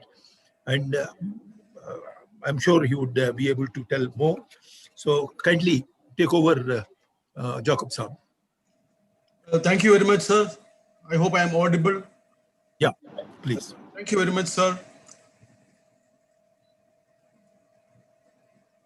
This my time is very, very short, and therefore I'll confine myself to the points. First of all, I am in total agreement with what Mr. Padmanabhaya has said in his opening remarks, with Ms. Maya Darubala, as well as with Mr. Kamal Kumar, as well as with the points which were highlighted here in the initial presentation. So I will not try to explain or repeat any of those points because I am in full agreement with all of them. But I will just start off from a point which Maya mentioned. That was about policing, which is fear-inducing, which is what the word she used was ferocious. So fear-based, ferocious policing, that is what divides the people from the police. That is the reason for the disconnect. And therefore, if police reform is to be meaningful, the steps of reform that we take must be able to reform that cutting edge at the police station level, where people seek police help for their security needs. As Maya said, women do not go to the police station, children do not go to the police station. That keeps 75% of our population out of the police station. So this is the situation. Now, if not fear, what can be the basis of policing? Many of us believe that if you frighten everybody, then everybody will obey the law. So fear came to be the basis of law enforcement because of that concern. But if not fear, what else? So Kerala tried to answer that question and stipulate that cooperation can be the basis of police enforcement. Cooperation with the people. Now this is not a new point discovered by us. It is enshrined in Robert Peel's principles of 1829 itself. Cooperation is essential for police efficiency. And the word friendliness. Now, when we first started mentioning the word friendliness in late 90s, it evoked a smile. Now, how can police be friendly? Friendliness is soft policing. A friendly police is a soft police. So you have to be very, very ferocious. You have to be forbidding. A policeman with a scowl is much better than a policeman with a smile. This was the attitude. But we believed that if police and people are friends, given that hardly 1% or lesser elements of the population are professional criminals, with that friendliness, we will be cooperation of the people in controlling crime as well as to maintain law and order. So it is on that premise that we started off. But there is a difficulty. Friendliness of the police with the people can pay dividends only if the people are police friendly. So we come to the ancient chicken and egg problem. Which came first, egg or the chicken? Which should come first? Friendliness of the police or friendliness of the people? Should the people be friendly with the police first, or should the police be friendly with the people first? So this was a real question, And we decided to answer. The police must make a determined effort to become friendly with the people, because it is the police who have to initiate this process of friendliness. And it is police who must take the initiative to resolve the trust deficit. We started on this journey. We have miles to go, but the journey has started. And I would like to share with you some of the milestones in that journey. Before I describe what has happened, I'll briefly narrate the methodology we adopted for advocating, actualizing, and implementing the police-friendly policing process, of which community policing forms a very, very important part. How we went about doing it. It is not as if everybody stood up and clapped their hands and welcomed community policing, people-friendly policing. Many people were against it. In fact, if you go through the Kerala Assembly proceedings in year 2000 February, many people expressed great suspicion behind the move of the police to be suddenly friendly to the people. This is fraught with great danger. That is, many MLAs actually spoke in the assembly like that. So there was a lot of suspicion. The air of suspicion about police activity is so ingrained in the community that even police saying that we want to be friendly is viewed with suspicion. But suddenly a tiger, if it says I'm a lamb, people will be suspicious. It is that kind of attitude. But we were able to sustain this thrust. And once in 2001, 2002, when Mr. A.K. Antony became the Chief Minister of Kerala, he took a very decisive step, and unbelievably, in fact, it sounds impossible now. He ordered that no politician should interfere in a police station functioning. Now, this was a real objective, really implemented, but this led to a big debate about the quality of police performance. Many people said that because the politicians stopped going to the police station, the police started acting on their own, and they were as fearsome, as corrupt, as ferocious as ever. So police did not change simply because politicians stopped coming to the police station or influencing that. So that started a chain reaction. Finally, Justice K.T. Thomas and two senior officers were appointed as a committee to look into police performance. This started a big debate, and we, a small group of officers, also jumped into the bandwagon, and we were able to postulate before the public that we need reform. And several things, many of the things that were stated here, this was debated and discussed. These discussions took place with political leaders, with civil society, with media, with non-governmental organizations, other government departments, cultural leaders, even religious leaders. All were party to this discussion. And therefore, a consensus emerged in Kerala polity with regard to the need for reform. It was not something imposed from above, but a discussion in the general media that police should be impartial, rule of law should be upheld, police instrumentalities, police systems must subserve this purpose. So we also gave shape to a community policing system in which people can be approached by the police. Police will visit people in their homes.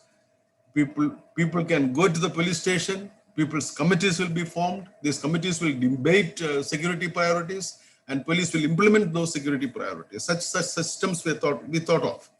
This was discussed also. This system also provided for encouraging, which Maya mentioned, encouraging junior officers to show initiative at local levels with regard to community policing initiatives, because the need for security near every locality is different. The form in which the delivery of security is decided is different in each locality. And therefore, that gives a lot of scope for subordinate officers to show their initiative. Then, the systems that we proposed was not a fault-finding system, but it was supposed to improve the experience of policing by every stakeholder, whether it be the policeman, whether it be the member of the public, whether it is women or children. Every stakeholder should have a better experience of policing. And also we were particular that the entire program, whatever we did, was governmental in nature, that it took place under the aegis of the government. It was not supposed to be an individual initiative, a particular officer, a particularly brilliant officer doing something brilliant. That was not the color given to it. It was given as a departmental, governmental objective to achieve certain purpose. And this governmental objective, because it was shared with the opposition, discussed with the opposition, it was not treated as a partisan initiative. Also, before we started our community policing project as a whole, all over the state, now it extends to the whole, all the state. We started way back in 2007, 2008. It was just started with just a small group of police stations, just 20 police stations in Kerala, covering just 1% of Kerala's population. But there we did it well and gradually extended from 20 to 40, 40 to 80, 80 to 100, like that. So today, in 2017, the present chief minister, he's the fourth chief minister after that, the fourth home minister after that, he extended it after 12 years to the entire Kerala.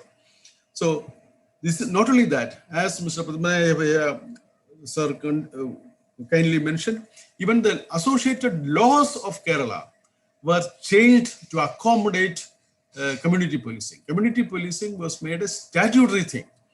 And therefore, and this changes in laws, that also took place, not because some individual suggested it, but as Mr. Padmanabhaya said, it was widely debated from village level to the assembly level, at every level, spread over a period of 4 years. The draft was prepared in 2007. It was enacted in 2011. So this was a very, very, very elaborate process. So this was the process adopted for advocating a system of change within the police.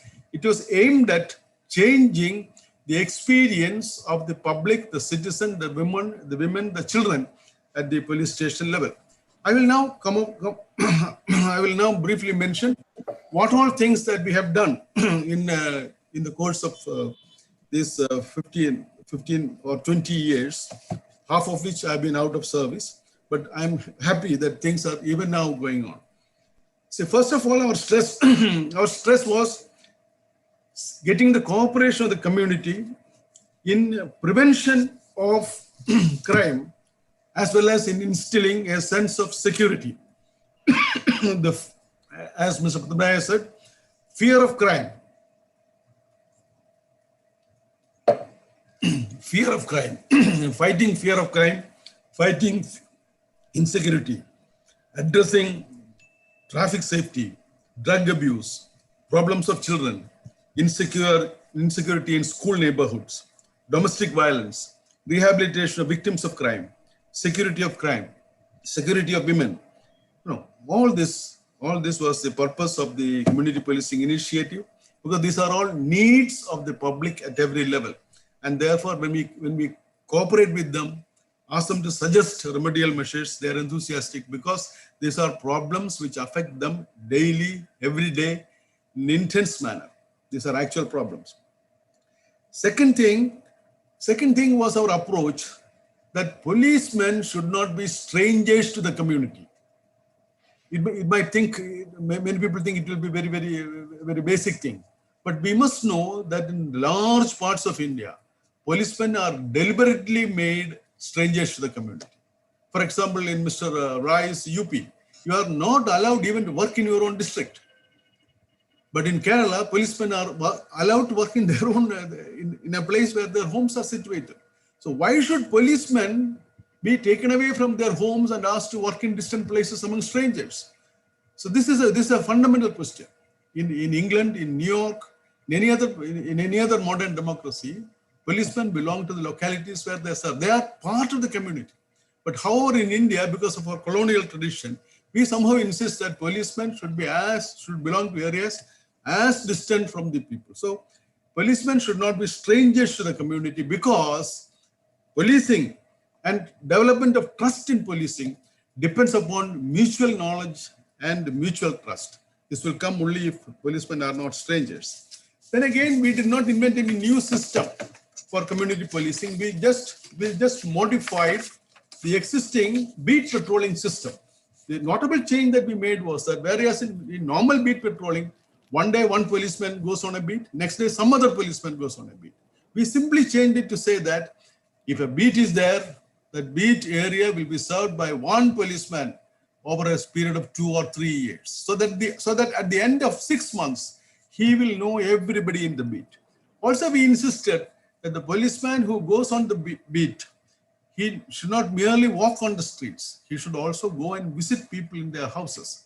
So that in 6 months, the beat policeman knows at least individually or collectively every family in that particular area.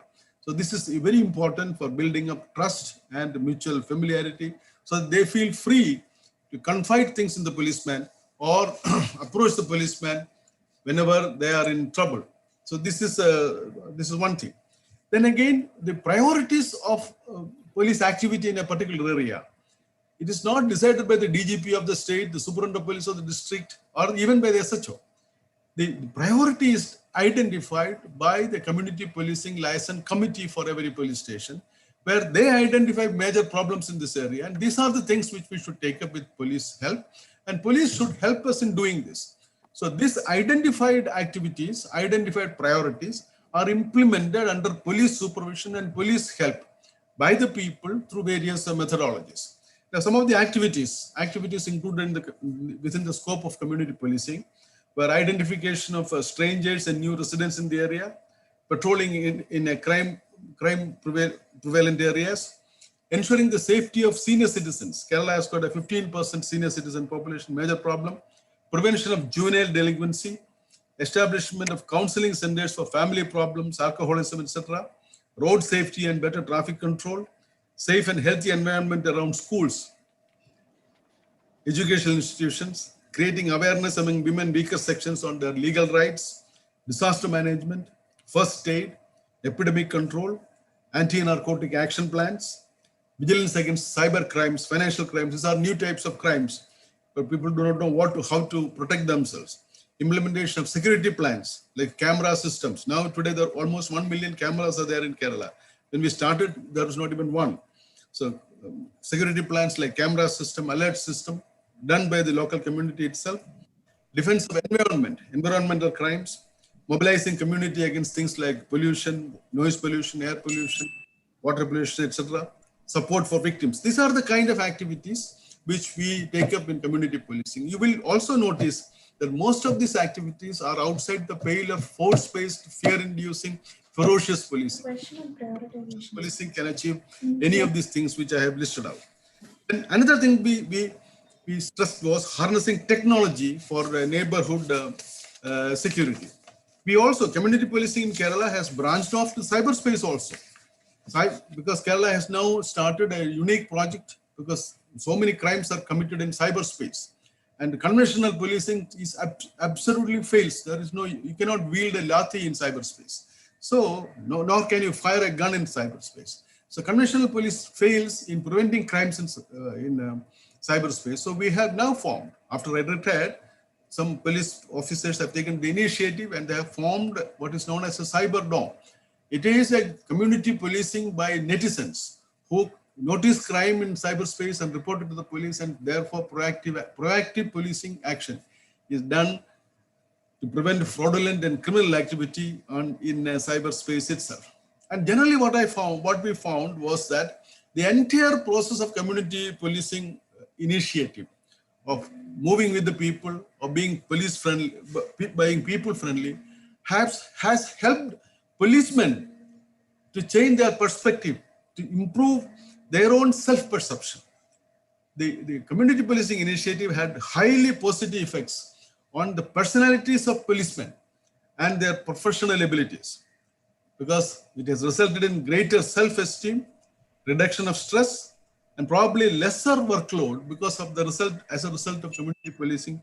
Because when you get cooperation from the people, policing becomes one of the easiest jobs. If you can get the respect and get the cooperation like that. Now, community policing, community was not the only thing that we took up under people-friendly policing schemes. There were several associated projects about which I mentioned and then close. It was a total package of people friendliness, of making police accessible, policing consultative, and policing participative. It extended to other things other than the beat system and the community liaison group system. We enacted in the law for the first time for any police force in India, we enacted the rights of the citizen at the police station. Our Police Act contains a chapter on the rights of the citizen at the police station, because now the average citizen in India is always in a doubt whether he has got any rights in the police station. So we solved this problem by enshrining some rights of the citizen at the police station, about which I have no time to read it out. It's in the Kerala Police Act. Section 6 gives that. We also gave the public the right to video or audio tape any police action. This is a very important right for the public. Now, this is in the current scenario, it is under great debate. A police action can be videotaped or audio taped by the public, or if it is in a private space, by the private citizen in charge there. Then we also gave the citizen the right to know the reason for adverse action by the police. Reason for adverse action by the police. We have also enacted accountability mechanisms at the state level, district level. Also, we are the first police force in India, way back in the first half of the first decade of the 21st century. We ensured that there are women posted in every police station in Kerala. There are 500 police stations. In each of these police stations, women police are present, so that women and children can access the police station at any point of time. We also started several associated schemes, because finally the change that we visualize, the change what we need is cultural in the police-public interface. Public should change, police also should change. That is cultural.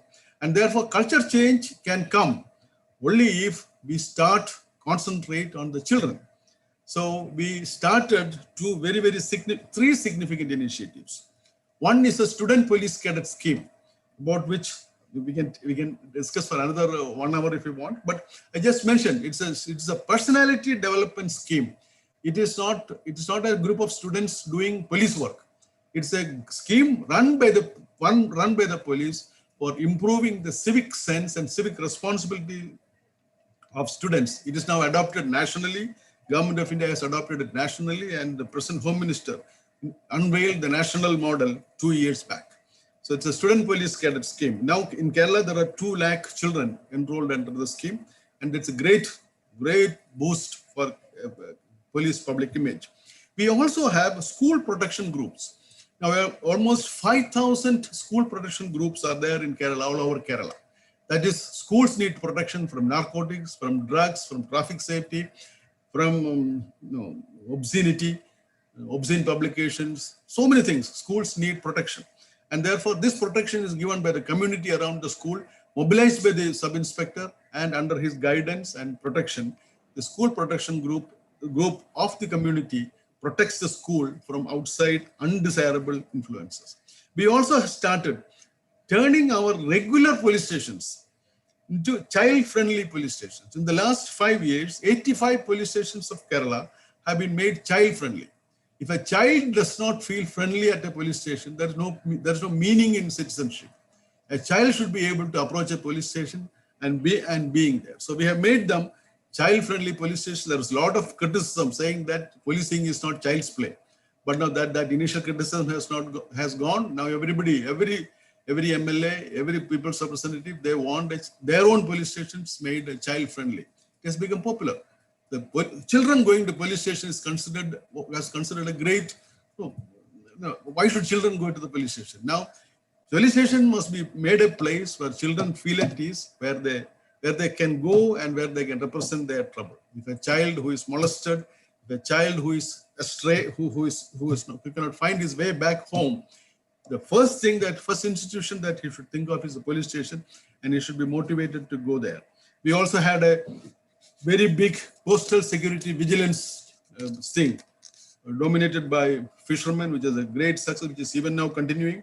After the scheme has started, there has not been a single riot, communal riot or anti-police riot across the 600-kilometer coastal stretch of Kerala. This was started in 2010 in right earnest. I'm speaking after 11 years. Otherwise, every year there is to be 1 or 2 police firings along the coastal areas. Now that has totally stopped. We also interacted with the police public in the social media. The Kerala Police Facebook page, started in 2011, is now the world's biggest police FB page. It has got 1.5 million followers, and its interaction, thousands of interactions take place every day. Negative comments, positive comments, responses, all this fill the social media space, and we are able to interact with them. And then also inside the police stations, we made reception desks in every police station where people are received. They have a right to be received. Then Kerala is the only state where, if you take the total number of strength of the police force, more than 50% of the police force of Kerala are in the police station. In the other states, they are under the armed police constabulary or in the armed reserve or in some other special unit. Here, we have managed, because the police work is the most important work and community is the focus of policing, and therefore maximum police strength of the state should be deployed in the police station to be serving the community. Then also we have given internet connectivity to all police stations in 2009 itself. We have given mobile police connectivity to police constables in 2009 itself. We have put cameras, because third degree and torture cannot coexist with people-friendly policing. To prevent that, to show our determination that we are against it, we put cameras in every lockup in Kerala. So we have also, as Mr. Kamal Kumar has suggested, we have gone in a big way for technological intervention in the enforcement of law. This also can happen. People-friendly policing can happen only if policemen also benefit from people-friendly policing. So we have also concentrated in improving the quality of personnel. The dignity of the constable is very important. We have changed the terminology constable, and now all constables for the past 1 decade are called the civil police officers, and head constables, senior civil police officers. This had a great effect on this designation change had a great effect on their dignity.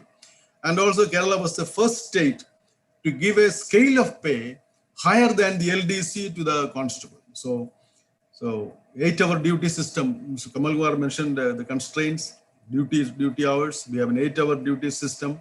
We have an assured promotion scheme. Every constable can become sub-inspector in 22 years. We have also improved the training facilities like driving, swimming, communication skills, all computer skills, all being compulsory as part of recruit training itself. So these are a wide-ranging slew of measures have been initiated with the objective of enabling the policeman to be people-friendly and evolving systems to ensure that people-friendliness of the police is translated into the field so that public actually become beneficiaries of the people-friendly systems that we develop. We have started on this journey. There are many leagues that we have to cover. There are several deficiencies. I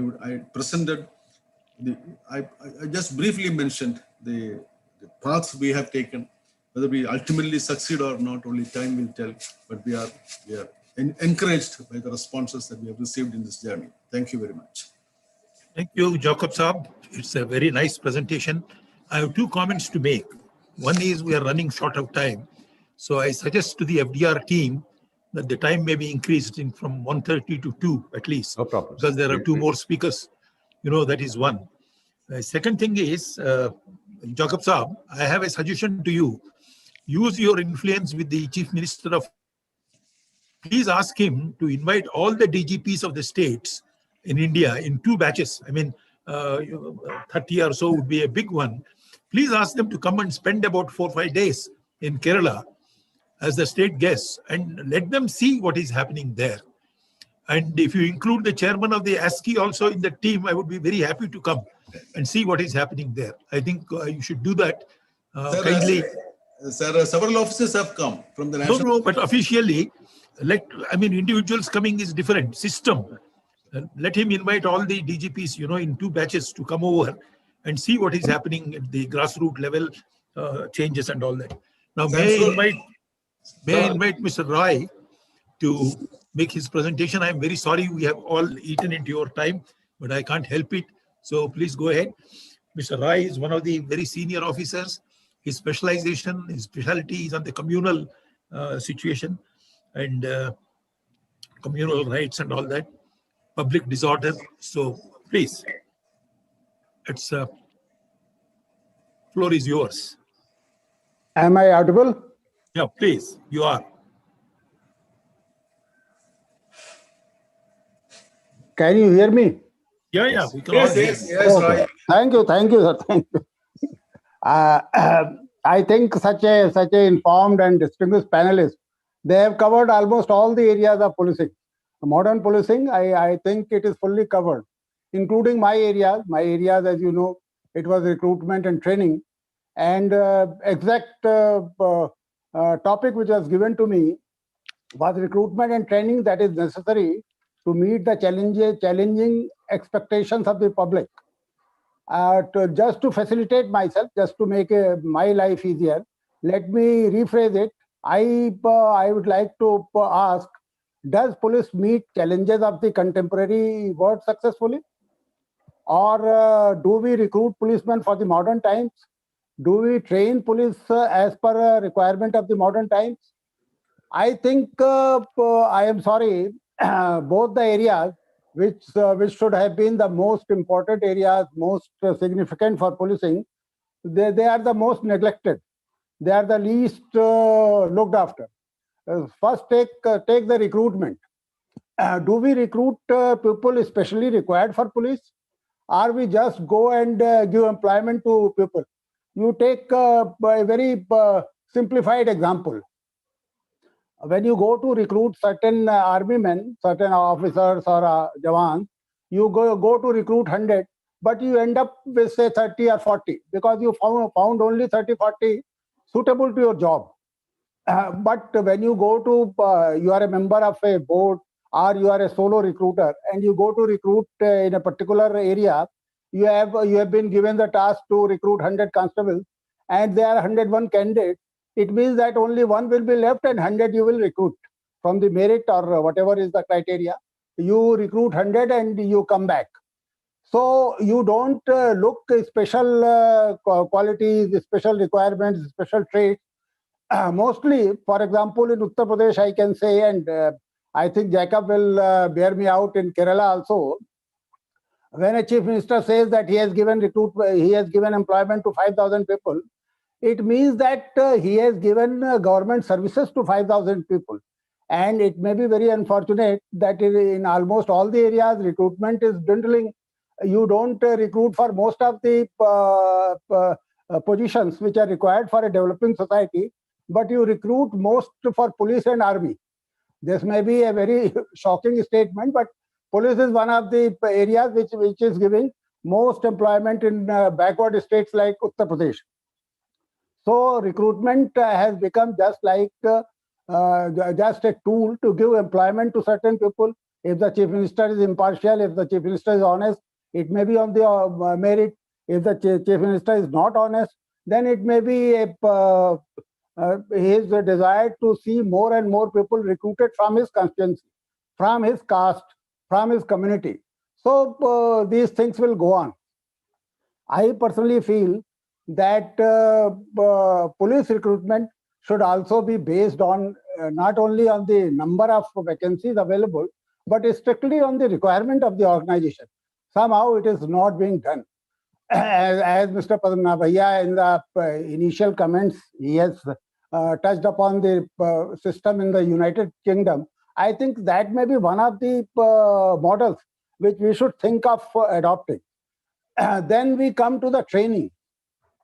Training, most of us, many of panelists are retired police officers, they know that training is the most neglected field of the profession, and mostly you will find that it is a punishment posting.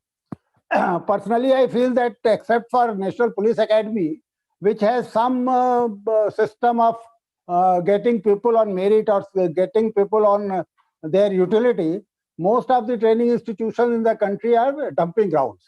They will dump people, they will punish people, they will send them to a disheartened, disillusioned, demotivated, a thoroughly rejected policeman going as a trainer and presenting himself as a role model to the recruits of various levels, be it constables, sub-inspectors or gazette officers. You can simply imagine what type of impression or what kind of a role model he could be before his trainees. It is something I think generally we avoid emphasizing this particular aspect, but I think it should be debated upon.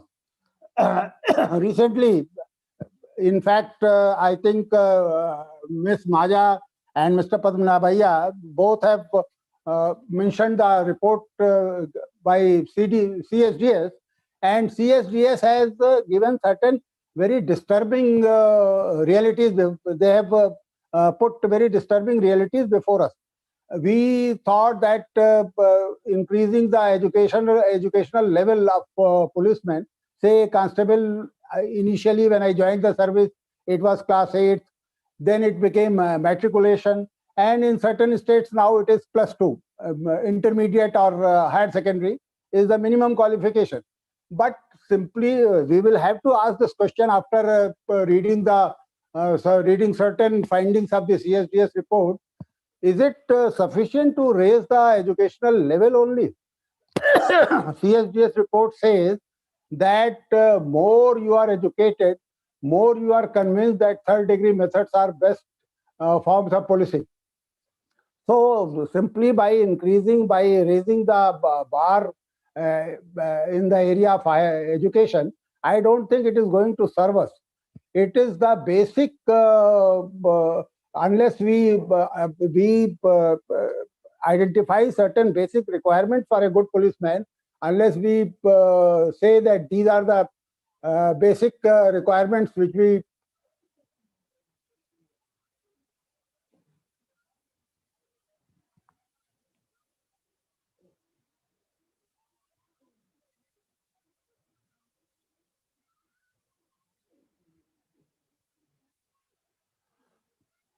I'm sorry, there is some problem. Am I audible?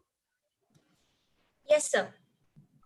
Can you hear me? But you can't see me, as I understand. No, we can see you. See you now. Achha, can okay, see. okay. Oh, Yeah. okay. Sorry, sir. So these are two areas which should have been the most important and which should have been given most attention from us, are most neglected. And then we will have to identify the reasons also. Just identifying problems may not help us. As Mr. Padmanabhaiya has started his presentation, and he mentioned that the police as a modern institution is created by certain laws which were enacted in the 1860 decades, 1860, 1861, up to 73 when the CRPC came into existence. So modern police as a modern institution has been created by these tools. But these tools have created a force. These tools have created an organization which have served their masters very well. Till 1947, you see that police, whatever they were expected from the rulers of the day, they fulfilled their desire. But after 1947, why did we not change police? Why did we like to have the same organization, the same culture, the same value ethos even after 1947? Is it not so that our rulers, they also expected a force which is not law-abiding, which does not care, which does not bother for the constitution, which has civic rights or rights of the citizens? It has no meaning for it. In Uttar Pradesh, I can say that most popular and most favorite sub-inspector of a chief minister will be one who does not write cases against his followers, who writes false cases against his opponents. Till few years back, when we used to have witnessed large-scale booth capturings, the most popular police officer in the eyes of a most competent police officer, in the eyes of the politicians of the ruling party, was who could facilitate them in capturing booths, who could stop their rivals to come and use their franchisee. So our rulers of 1947, they also preferred this police, and they never bothered to change the basic character of the police. So recruitment and training these were also not changed. The recruitment process was similar, except that few, say, educational qualifications were increased. Certain changes like some gender representation or something like that, but no basic change you will find in the character of police pre-47 and character of police after 47. The worst thing was that at many times I pondered to think that whether as a society do we believe in civilized police? Do we really want a civilized police? In no general elections, I found people demanding that we have every right to have a civilized police. Rather, our expectations is highly uncivilized. Mr. Kamal Kumar is from Hyderabad, National Police Academy is Hyderabad, and we should feel ashamed that only a year back, when a lady doctor was brutalized, she was killed, police took those criminals from the jail. Remember, from the jail, they took them out, they killed them in the most, say, cold-blooded manner, and the people of Hyderabad, they not only garlanded, supported, welcomed, they made them heroes. So as a society, what type of police do you want? In Uttar Pradesh, many criminals who have killed a few police officers recently, they were killed in the most, say, in the crudest manner. And it got a lot of public support. So as a society, as a community, we will also have to think, do we really want a civilized police force? Do we really think that we deserve a better policing system than what we have these days? So these are the questions. I think these are related with training and recruitment process. Training, Mr. Kamal Kumar, who has been director of the academy, he will be better to tell us that most of our time is dedicated to the physical training. Very little care and attention and time is given to change the mindset of the young officers who are going to command their forces. So these are all things. I think all these questions are interlinked. Since the panel has discussed most of the issues which are relevant for modern policing, I thought only to give my ideas briefly. Thank you very much. Thank you so much. Wonderfully put in a very brief manner. Thank you. The last speaker, I hope he is here, is the Chief Superintendent, Raj Kohli. I'm sorry, Mr. Kohli, you have been waiting for from 5:30 your time till now. So the floor is yours. The subject given to you is the latest UK example of community policing and current practices. I just wanted to add one question. You know, this police complaints, verification into that has been going on, and it started in 1985 with some legislation. Then it was changed in 2004 or 2006.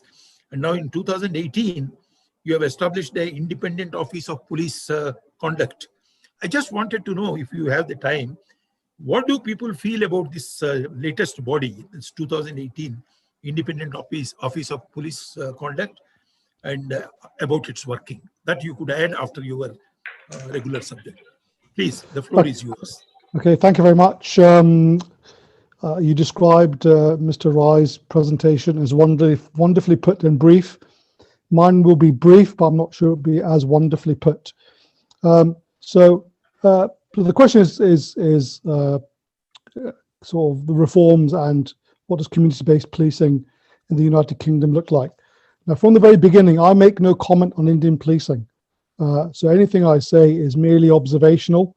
I make no comment. I'm not experienced about it. But I have picked up a number of themes from the previous speakers. There is a saying that a democracy gets the police service it deserves.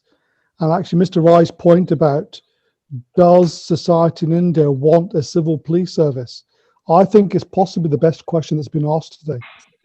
That's a very important question, because I don't think we ask the question, how do you want to be policed? What we do in the United Kingdom, what we do in London, and please the Metropolitan Police Service, as great as it is not perfect, far from it. But what we have tried to do is we've tried to put community policing at the very heart of what we do. So what does that mean? It means that we have neighbourhood officers that are within their wards, their small geographical areas, for a number of years, doing what Mr. Panus suggested, which was being part of the community, and so that people can access them and understand and then start to problem solve some of the issues. That's the first thing that we've done. And what we've done now is we've extended it to a point where, in fact, the community now helps recruit and select future police officers. And in fact, next week, I'm appointing a new superintendent, and 2/3 of the panel will be 2 members of the public, myself as a chair and 2 members of the public. Because for me, it's really important that as a public servant, the public have a view and an observation as to who is going to be policing them. So we've really taken policing to that degree. It was touched upon earlier on about professionalizing the police service. Yes, to become a police officer now, you will either get a degree or have to have a degree, but that's just not good enough. There will be continual professional development. That's very, very important. There's no point in getting your qualification and spending 30 years not updating it, not improving it. So that is something that we're doing in the United Kingdom. But I'd like to move away from this concept of that police is about fighting crime. In the United Kingdom, about 2/3 of what we deal with is not crime. It's missing people, it's mental health, it could be antisocial behavior, it could be whatever it is. 2/3 of the demand of policing in the UK is not crime. So in the United Kingdom, I would describe us as crisis managers, of which a crime is a crisis. And I find it's really important to see, because to consider, because you talk about perhaps the lack of investment in Indian policing. You talk about huge vacancy rates. Potentially some research needs to be done in what is the demand on that group of people. And should all that demand come to that group of people, or should some of it be taken by local government? For example, if it's antisocial behavior, should be the better parks, better street lighting, better CCTV coverage, things that the police service do not own, but are expected to police. So I think it'd be worthwhile exercise understanding what is the demand put on the police service. We talk about policing by consent, that Robert Peel principle. I revert back to my view, which is we get the police service that we deserve. I don't think we ask people what sort of police service they want. I also think that certainly in the United Kingdom, we heavily police the working class, probably disproportionately so than we do the middle class. And I don't know whether that's a similar concept in India. I suspect it probably is. I think it was Mr. Panus again who talked about the cadets. I think that is fantastic. We have police officers based in schools, and their jobs are to engage with young people, to understand young people, and to understand exactly what the challenges are. Because, of course, young people are the future criminals, are the future people that might cause society some difficulties. So I think it's really important that cadets and having schools officers is a model that Indian police might want to look at. But I come away with two key things from the discussions I've heard. There are structural changes which are important. You cannot afford to have the vacancy rate that you describe, because that makes the job unmanageable. You cannot afford to pay police officers the sorts of money that have been quoted, because it's just not fair or acceptable, and you're not going to attract the best people. And then there's the cultural change. There has to be a cultural change. It doesn't matter what the law says or what the policy says. The people that enact or enforce that law or deliver those policies, if their culture isn't right, then it's not. Then there's a difficulty. And I do note that terminology like police force, enforcement of the law, policeman. In Britain, we use the term police officer. because 30% of our police establishment are female. And I do think that one of the previous speakers spoke about the number of women in policing in India as being round about 10%. It's got to be nearer 50% because we police half the population. And I think the female perspective brings something different to the table. And the final bit, what we're doing in the United Kingdom is we are really pursuing diversity, inclusion, and equality. So what does that mean? That means that in London, 40% of Londoners look like me, brown or black skin. Therefore, the police service that serves those Londoners must look more like me. And therefore, 50% should be women, 6% should be Sikh, etc., etc., etc. And the reason for that is because I have a cultural knowledge of what it's like to be of Indian heritage living in London. And I'm able to much more easily problem solve what those issues are. And that diversity of whether it's gender or ethnicity or religion brings in a diversity of thinking. And I do wonder whether the Indian Police Service does not have as a diverse way of thinking as it might do. But what I will say though is Mr. Panus has shown how you can change the culture of a police service relatively quickly. And in cultural terms, 10 years is relatively quick. So I suspect the people on this call want change to happen on Monday. It's not going to happen on Monday. You may not even see it or feel it because it happens so slowly, but it will happen. But I think Mr. Panus's example, and then Mr. Padmanabhan, by your view about all the DDGs going to Kerala to see what's happening, I think it's a great idea. Because we need to have values-based leadership. And I think the values that Mr. Panus has talked about in Kerala is exactly where modern-day policing in India needs to go. That's my bit. I said I'd be brief, but not as wonderful as Mr. Rai. And I'll hand back to you, Chair.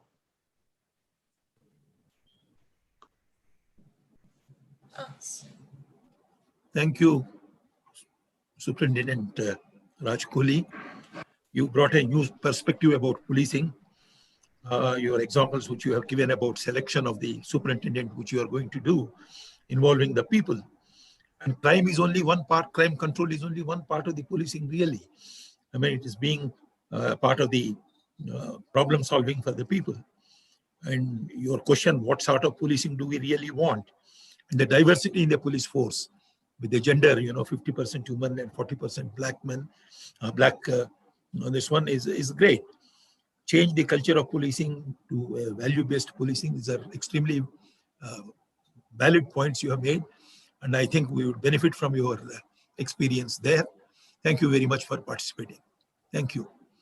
Over to you, the FDR team. Now, yes. I think we have half an hour, we said. Any questions and all that can you can take? Can we take a few questions? Yes, sir.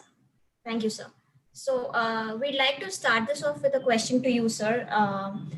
We have a question here asking that as the problems and the need for reforms and the kind of reforms required are well understood, how would you prioritize the needs? How would you prioritize these reforms right now to make the implementation more free of resistance?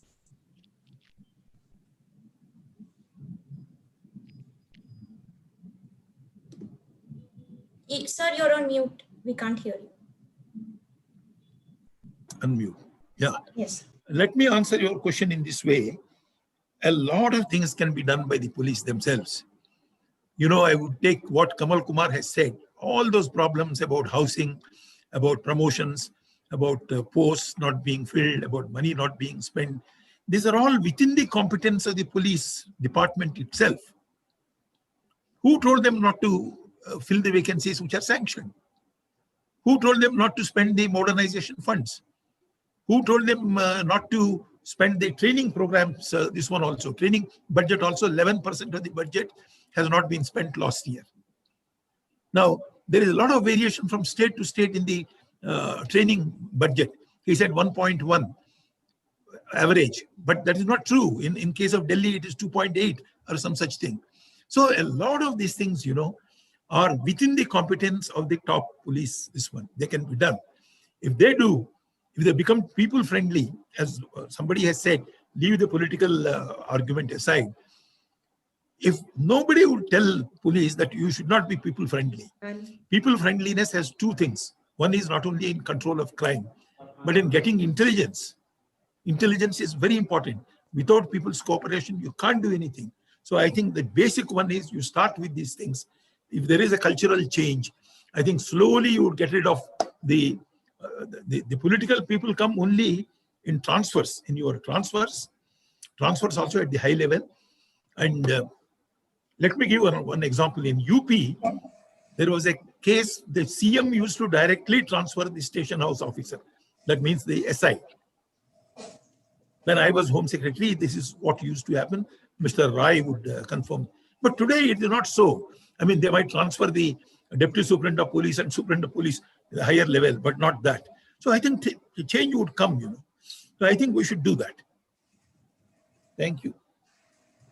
Sir, as a small follow-up to that, sir, we understand that any successful reform effort would involve altering the incentives of the stakeholders, right? So since we know that these reforms are not being implemented, do you think there is a need to alter the incentives, and what kind of incentives do we need to alter? No, monetary incentives are not really important. I tell you, a lot of youngsters, especially in the police, IPS, there are people who don't want to join IAS, they want to join IPS because they feel it is in their life's mission to sort of put down crime. There are brilliant youngsters, who have been coming into that. But the point is, it's not incentives. It's a changing the mindset of the people at the lower levels, completely, the operational levels. As I told you, supervisory level, everybody above the sub-inspector is a supervisor of some nature or the other. But you change this one. So I think the recruitment and training are very, very, very important. You don't take the people for 4 or 5 years and one lot you recruit 15,000, 20,000 policemen. Where would you train them? Where are the training facilities? What training would you give them? Great example was given by Mr. Rai. You go and you want to select 100, the first 100 who come, you just pick up. These are not police. So I think it's quite simple, the incentives is not the question. The question is one of changing the basic, what should I say, the character of the police. And, as I said, people would demand only two things from the police. An efficiency in crime detection and crime prevention, and fairness in dealing with the people. Now, what does fairness depend upon? Fairness would depend on, a number of factors. But I would tell you, the fairness, people would perceive fairness when they have an opportunity to participate. People should, police interaction as they are doing in Kerala. Police actions are even-handed and have objectivity. And people are treated with dignity and respect. And then people must trust the motives of the police, that they have concern for their well-being and take into account their needs and concerns. This have nothing to do with the higher control of the politicians on the police department. I think these are all operational level decisions. I think they can be taken by the police leadership. I have two questions, if I may intervene briefly. One to Mr. Raj Kohli. We have in India a very blind system, adherence to seniority. Very little meritocracy practically everywhere in civil services, to be truthful, and police particularly so.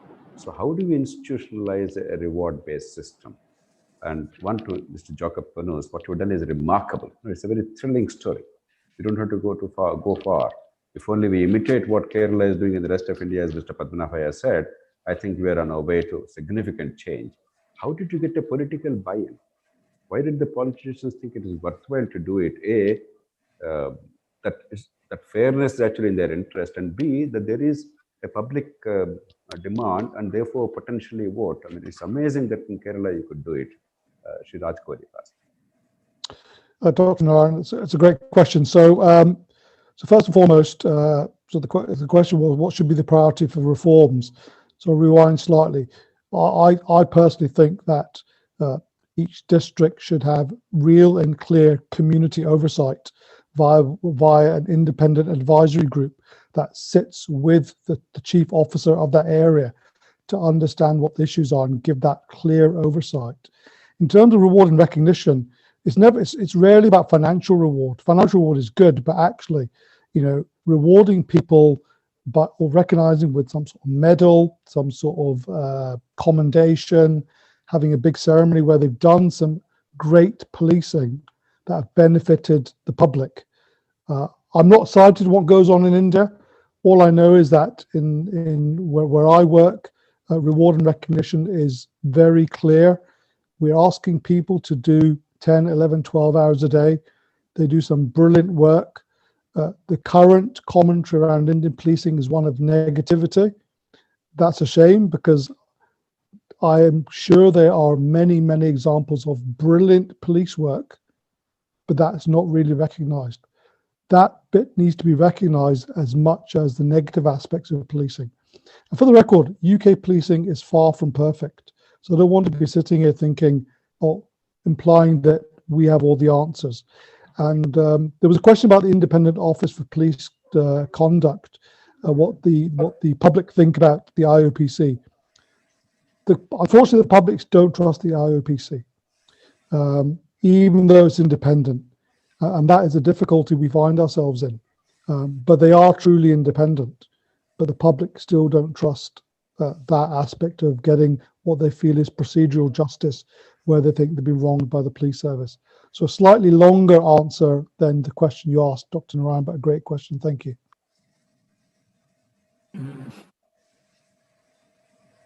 Yep. Jakapanos. Sir, thank you for the question. It was a very difficult process. As I mentioned earlier, people were very suspicious about even the very idea of police reform. Then I realized that people were getting suspicious of the motives of the police. Often, police reform is seen as a ploy by some senior police officer to get more power for himself. We speak of autonomy for the DGP and things like that. I said this Home Minister is the worst human being in the world.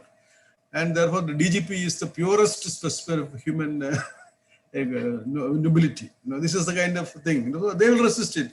If you say the DGP, let all the power go to the DGP and no power to the Home Minister. If you suggest or initiate police reform proposals as taking away power from somebody and giving it to somebody else, we are likely to fail. So what must be, the police reform is not against anybody. It is for every stakeholder. For every stakeholder, the public benefits from it, the policemen benefit from it, the police hierarchy benefits from it, the politicians benefit from it, the government benefits from it. So, we somehow were able to initiate a large number of discussions. In fact, I remember Maya herself came down to the first ever seminar held on police reforms in Kerala in the year 2003. That is the time in which a lot of debate was going on. So public discussion on every aspect of this. And Kerala, we are lucky to have a high degree of media penetration, high degree of literacy, high degree of political consciousness, a culture of debate, a culture of discussion. In one and the same family, you will find a communist, a BJP worker, as well as in the same family, brothers belonging to different political parties. Even communities are spread in, there may be a Christian, may be a communist, a Christian may be a congressman, a Christian may be a BJP fellow also in Kerala. So this kind of discussion culture. So when we start debating and discussing this like that, slowly a build-up happens in favor. And but I also got together a group of officers who are committed to this cause. We used every single opportunity of any incident happening, any single public incident involving any discussion on police, we used to guide it towards some police reform aspect. Had this been done, this would not have happened. This bad thing happened because that thing was not happened. Instead of trying to individualize and blame a particular individual for a bad thing, we generally turned it around a systemic defect and a system failure. Generally, all over India, there's a tendency to blame an individual where something bad happens. Often the individual is innocent. It is a system which has failed the individual as well as the people. So if you are able to highlight things like that, there will be some, but Kerala is a special case because of high literacy, high consciousness, high debating or discussing mentality. People don't act simply because they disagree with you. Now, we are fortunate for having that culture. God's own country. Lucky. Thank you. Thank you, sir. Ma'am, Ms. Naya Dharwala, we have a few questions regarding the image of the police that you spoke about. So to start off, how important do you think is the deep-rooted biases in our society to this whole, the negative perceptions of both the police, of the people, and of the people to the police? And I've also, to extend this question, I've read the article that you've written where you said that this lockdown actually presents as a great opportunity to change the image of the police, right? So could you please elaborate on that and the way forward, how we can seize this opportunity?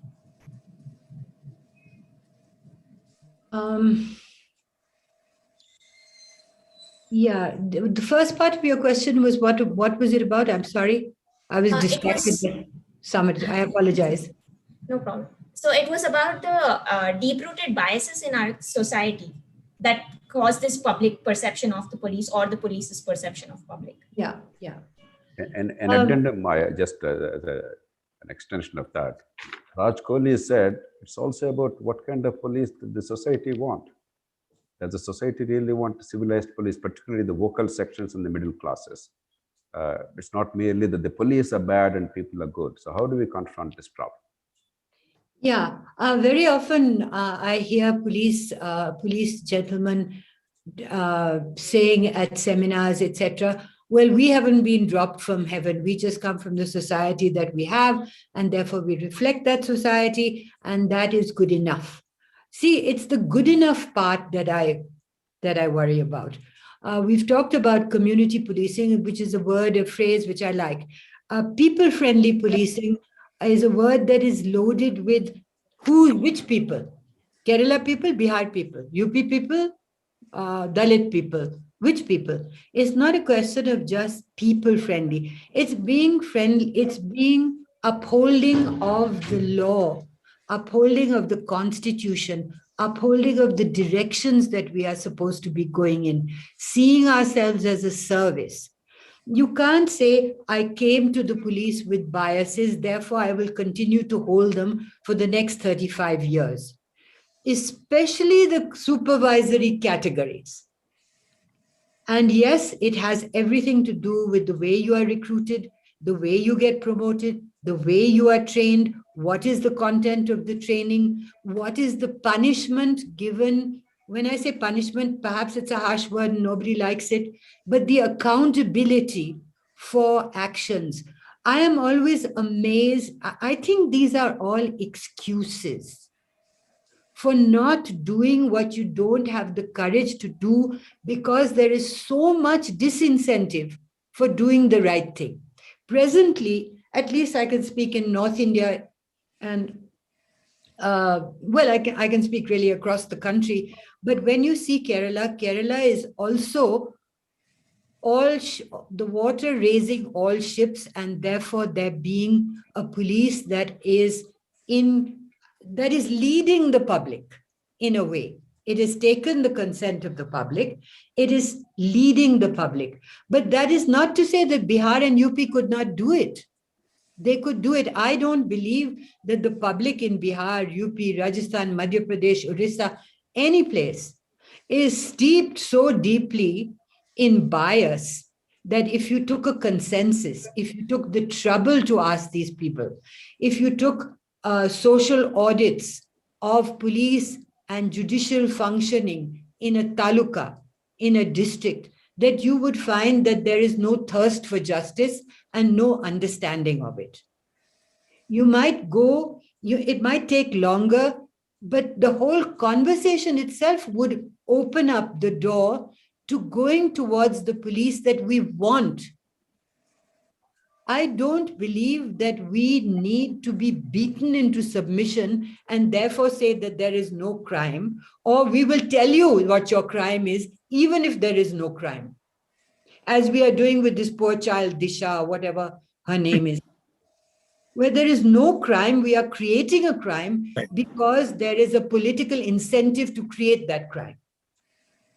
So I think there is a lot of stuff to clean up before we can even go. But the bias that is reflected in the police, the police cannot say that these are the biases that are held by society and therefore we can continue to have them. You have to train them out. You have to go towards what Mr. Rai's brother or Mr. Rai calls constitutional education. And you have to keep with that. And that is what the police are there for. They are to protect us from each other through the constitutional route of rule of law. But if nobody knows what the rule of law is, then how can they have an adherence to it? How can they see a different paradigm from their socially lived paradigm? Sorry, long answer for a short question. May I just add one thing? I think in the training part of it, instead of the technical training on forensic, this one, or ballistics and all that, the greatest emphasis should be on police behavior and on police culture. These are the two things ingrained in them, and they need to be changed.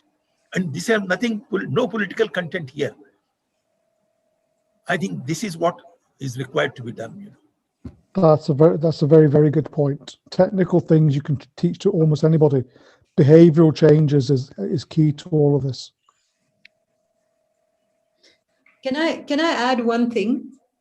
Yeah. The statistics show that there are biases that are held against Muslims, against women, against STSCs, against the poor, are by a large number of policemen. But you may say 35%, you may say 50%. I can't remember the percentage just now to tell you. But that means that there are also a significantly large amount of people who don't hold these biases. Yeah, very true. But they are not privileged enough, they are not incentivized enough to hold the premier institutional culture. Now, whose fault is that? You answer. What is your answer? Whose fault is it? Honestly, like I think that some structural deficiencies do hold back the police, but hold back the police from performance in a few areas, not in being just or unjust. Yeah. That is something else. That is to do with culture. But the culture that is encouraged within the police and perpetuated within the police has something to do with the level of lack of courage of the supervisory classes. Absolutely. I totally agree with you. This is what I'm saying. And they must recognize it before they, at least don't think about what is your so-called political master going to do tomorrow to you. But there is so much you can do in the behavior that you provide for your subordinates. Absolutely. 100% agree with you. Probably Mr. B.N. Roy may like to comment, sir, because he is in a state which has perhaps the most difficult situation. So, for the public, the absence of political will, to what extent can police leadership actually bring about change in a state like UP or many other states, unlike Kerala? The political interference, according to me, is only in the transfers and postings, not in other things. So I think you have to live with it for some time because you can't change it. But there have been cases where heads of the departments, I don't know, the police, have refused to order transfers on the basis of, on no basis. I, for one, did that when I was in the cooperative department. The commissioner for cooperation is the fellow who is to transfer the deputy registrars. That power was taken away from me and it was put in the minister secretariat. I resigned from the post of this one. I said I asked for a transfer. It is by statute is it under the registrar of cooperative societies because there is an act. I said you have taken away the power without telling me. So I said please transfer me from there. They reversed the order. The chief minister intervened and he said we banged the minister for cooperation and then they gave back the powers to me. There could be cases. So, but that is a long-term one. But leaving that, I think many more things can be done by the leadership. Let me take the police officer's position.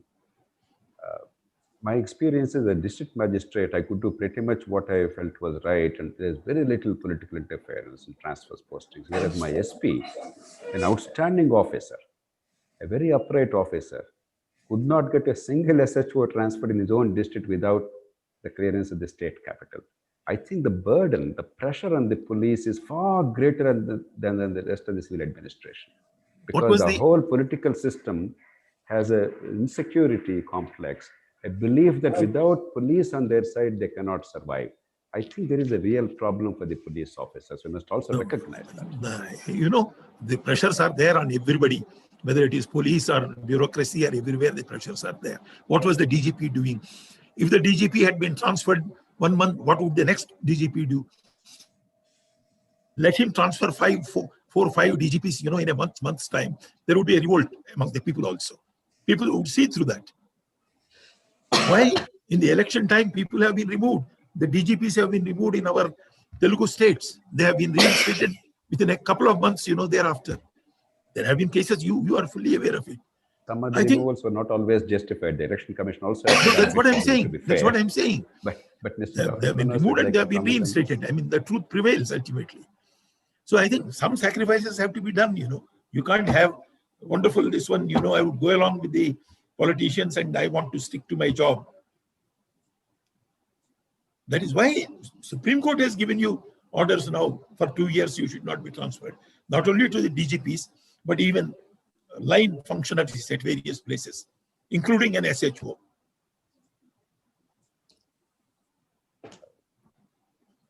VN Rai, sir, do you have anything to add?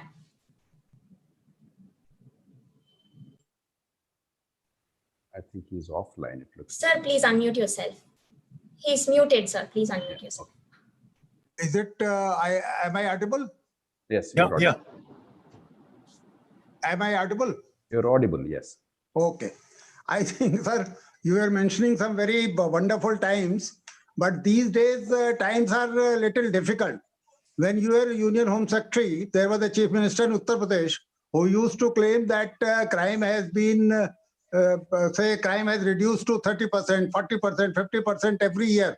I know. So, meaning thereby that there will be a time when Uttar Pradesh will not have any crime. Any crime at all. Today, what is happening in Uttar Pradesh, sir, is frightening.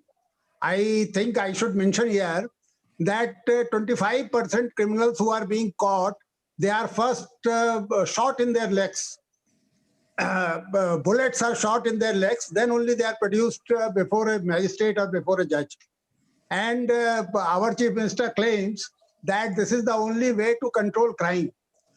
So few police officers were killed in Kanpur, and in the, you say, the most hated manner, police caught the criminals, they killed them.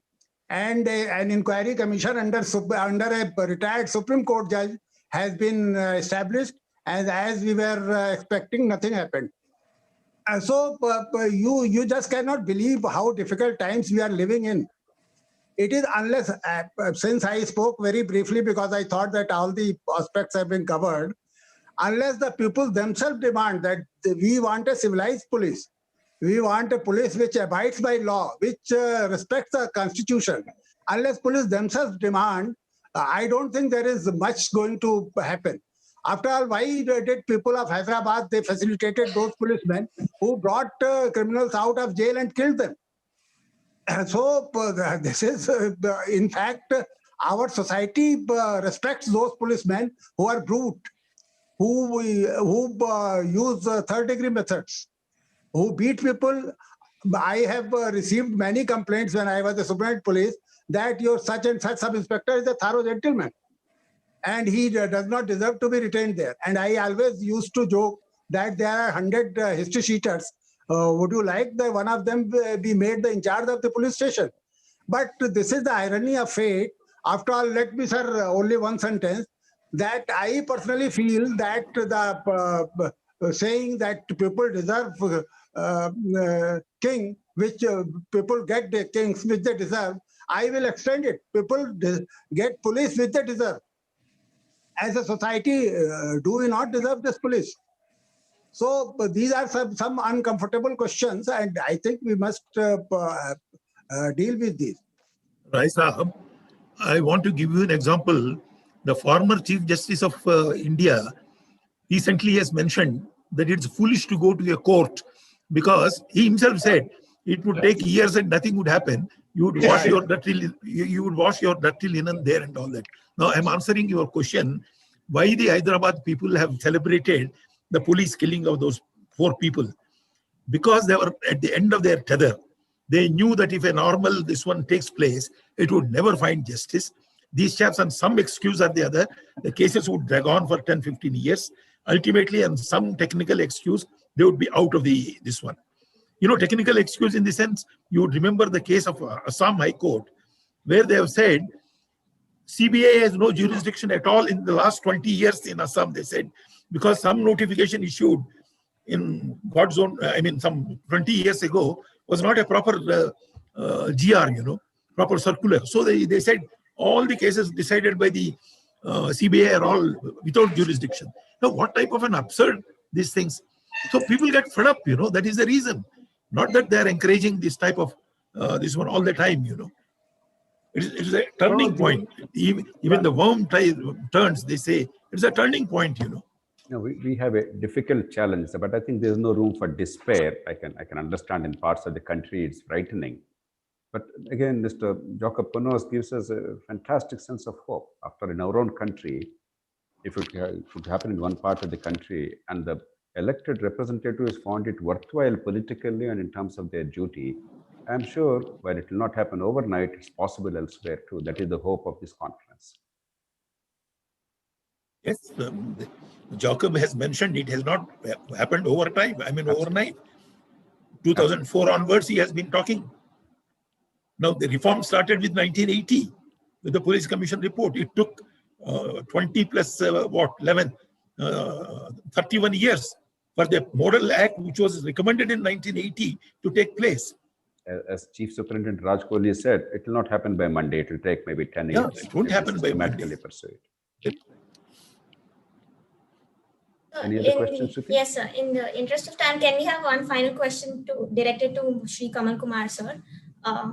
Sir, regarding the police training, we have a couple of questions. A is, why does in your experience as the head of a training institute, could you tell us what is the constraint or why are training institutes struggling to retain instructors? And B, what if we were to expand the role of policing from just crime investigators to crisis managers like Raj Kohli sir suggested, what is the necessary investment in the infrastructure or training that's required to make that possible? Yeah, your first question was about the need for incentivizing the faculty positions in training institutions. Now, the need is, of course, undeniable, and nobody can dispute that or have a debate on that. But then the basic issue is that there's a culture, not just in police, but in all civil services, in all sectors of civil services, that training job traditionally has come to be regarded as an unattractive job, a job where nobody wants to go, nobody wants to post some good officer to that job. So that is one reason why good officers are not coming. Coming to the question of incentivization, a lot has been thought about this in the past few decades. In fact, way back in the mid-80s, the government of India had come up with a scheme of providing 40% monetary allowances to training faculty in all training institutions. I thought I was a beneficiary of that at the time, because I was heading the training institution of the Intelligence Bureau at that time.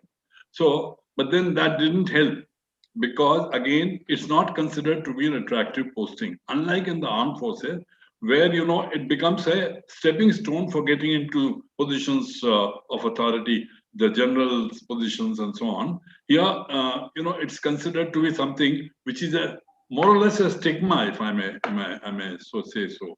So that culture has to change, and that it becomes very difficult. And it's a long run process. I'm also like Prakash Narayan, I'm also a hardcore optimist. Things will change and things are gradually changing, but then it will take a very, very long time. So that's your first question. The second question, Shruti, may I request you to repeat it? Yes, sir. So the question was, if we were to expand the functions of the police the way Raj Kohli sir suggested, from just investigating crime or crime control to crisis managers, what is the kind of investment we need in the training and infrastructure to make that expansion possible? Well, that is a question which can't be, decided offhand.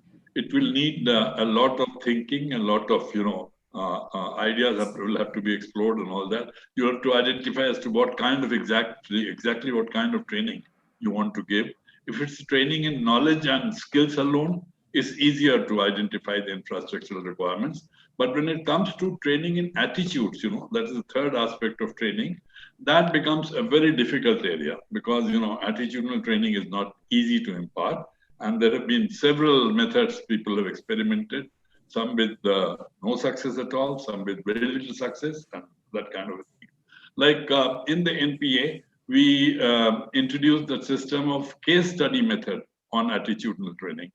But even that, it's a very slow process. Number one, the time available for training would not admit of only case study kind of methods and all that. So the question, the short answer, Shruti, is that, unless you'll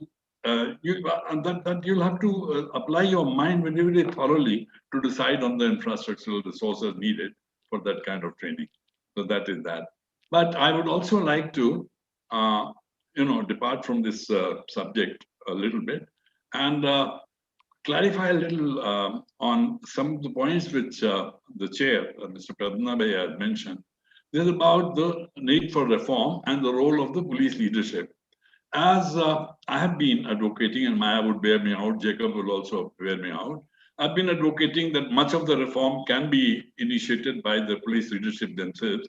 In fact, we did an exercise in 2005 in the committee that was appointed by MHA to look into all the existing recommendations on police reform and identify some core, recommendations which would be very, very essential to. In that process and in that exercise, we had listed out, out of the 685 or something total recommendations of all the committees put together, the National Police Commission, the Padmanabhai Committee, Gore Committee, this committee, that committee, all those put together.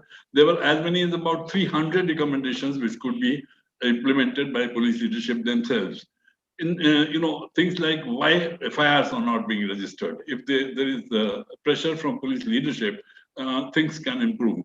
But there are certain areas which are, of course, key areas also, where police leadership become helpless. For instance, filling up the vacancies, as Mr. Padmanabhai said, why can't the police leadership themselves do? The problem is that most of the state governments put total ban, absolute ban on recruitment because their own fiscal position being very difficult. They put entire, recruitment process to all departments totally banned. It's only in the wake of a major law and order situation or a major crime situation that relaxation is ordered for police. So there is a question of the leadership taking a role in filling up the vacancies because of these reasons. Similarly, transfers. Now, it's not that political leadership is happy with transferring only the DGP and the SP and all that. Gone are the days, sir. As Vibhuti said, sir, we are living in very difficult times. Today, the chief minister is not interested in who the DGP is. He appoints a number 2 or number 3 in the hierarchy, and through him, he manages the entire department. DGP is only holding a ceremonial position. That's number 1. Much worse, the chief minister is not so much interested in appointing district SPs as he is interested in appointing SHOs. And not just the chief minister, all the other ministers, the MLAs, the MPs, everybody would like an SHO of his choice to be posted in his area. So this is the kind of a situation we are living in, sir. And there are not just SHOs, this is not limited to that level alone. They've gone down to the postings and transfers issues relating to head constables, relating to ASIs. So that is the kind of a situation we are living in. The third point I would like to refer to is about the underutilization or modernization of police funds, police forces scheme funds. Now, it's a fact that huge amounts of funds, substantial amounts of funds have been sanctioned under that scheme. And it's also a fact that not much is being spent, and much of it is remains unspent.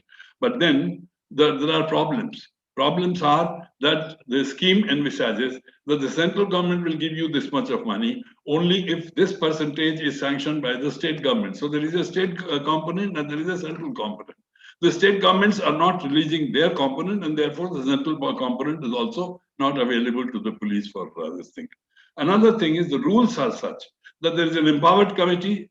There's an empowered committee at the central level. There's an empowered committee at the state level. They all have to approve every proposal. And it's such a time-consuming job that sanctions will come only in the month of March 15th, March 10th or some such thing. By the time you float tenders, etc., everything is over, funds lapse, and that is the kind of thing. So there are enormous delays. There are problems and problems.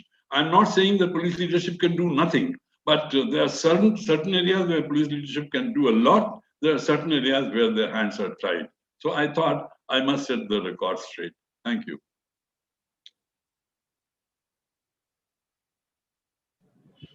Sir, you're muted. Yeah, I just wanted to make a comment on Kamal Kumar's these things. I beg to slightly differ from him. You know, about the funds, I have noticed that police departments are always held either by the chief minister himself or by the second most powerful minister in the cabinet. Now, when they are in charge, to say that the funds are not being released is something which I can't understand. I mean, I can understand some useless minister, without any powers, pleading the inability to find funds. Second thing, what you said applies across the entire spectrum of governance, not only police department. But the exceptions have been made. Essential services, they have said no cut should be made on sanctioned posts. You have sanctioned the post. I think it's a question of how you represent the particular matter, No, I don't agree with that. The second thing is, you said transfers of, SHOs, constables and all that. Does the minister or whoever it is, the local MLA or somebody, give written orders on these things? No. Then can't somebody put up a fight and saying that we would not implement this? I mean, if the complete organization is completely broken, spineless, and you say that nothing can be done, well, exactly nothing can be done. If you want to take a softer this one, spine and not kept in those places, they are removed. No, I'm sorry. I mean, the SP would be transferred, the DIG would be transferred. But that is not the end of all. I mean, people have faced these things. Now, training jobs, you have said, your point is correct. Training jobs are supposed to be second rate. Do you know why? The main reason, I mean, one must face it, because you can't make money. I'm not talking about the police alone. I'm talking of all the training jobs. You can't make that extra, money somewhere, because training mein kaun dega paisa. The second thing is, you can't give favors in a training job. What favors can you do? You don't have executive power of transferring this fellow here or transferring that fellow, either on your own or at the instance of a politician. This is the reason. The culture has to change. It has changed. It is changing. But I think if the police leadership can work, I'm saying, why? How is it some states like Himachal Pradesh and Uttarakhand or Kerala? I mean, Kerala, we are repeatedly saying, if they could do, others cannot do. I think it's a question of showing some amount of resistance. These are the things I just wanted to mention. Now, one more thing, Mr. Raj Kohli. 1 second, sir. 1 second, please. Sir, Raj Kohli Maya ma'am has to leave. Sorry. Maya ma'am has another. Miss Maya Darwala, she has another meeting and she needs to leave. Would you give me half a second or half a minute? Certainly, but I have to leave after this. Okay, please. Floor is yours. No, I have nothing to say, sir, except thank you very, very much. Thank you, Mayaji, for having come and participated. Your comments have been extremely useful. The perceptions of police about JP, public and all that. Thank you very much. Thank you. Thank you, ma'am. Thank you so much, Shruti. Thank you. Bye, Maya. Bye, sir. Bye. Thank you, Maya. Thank you. Bye, Mr. Punus. Bye, Mr. Kohli. Bye, Mr. Rai.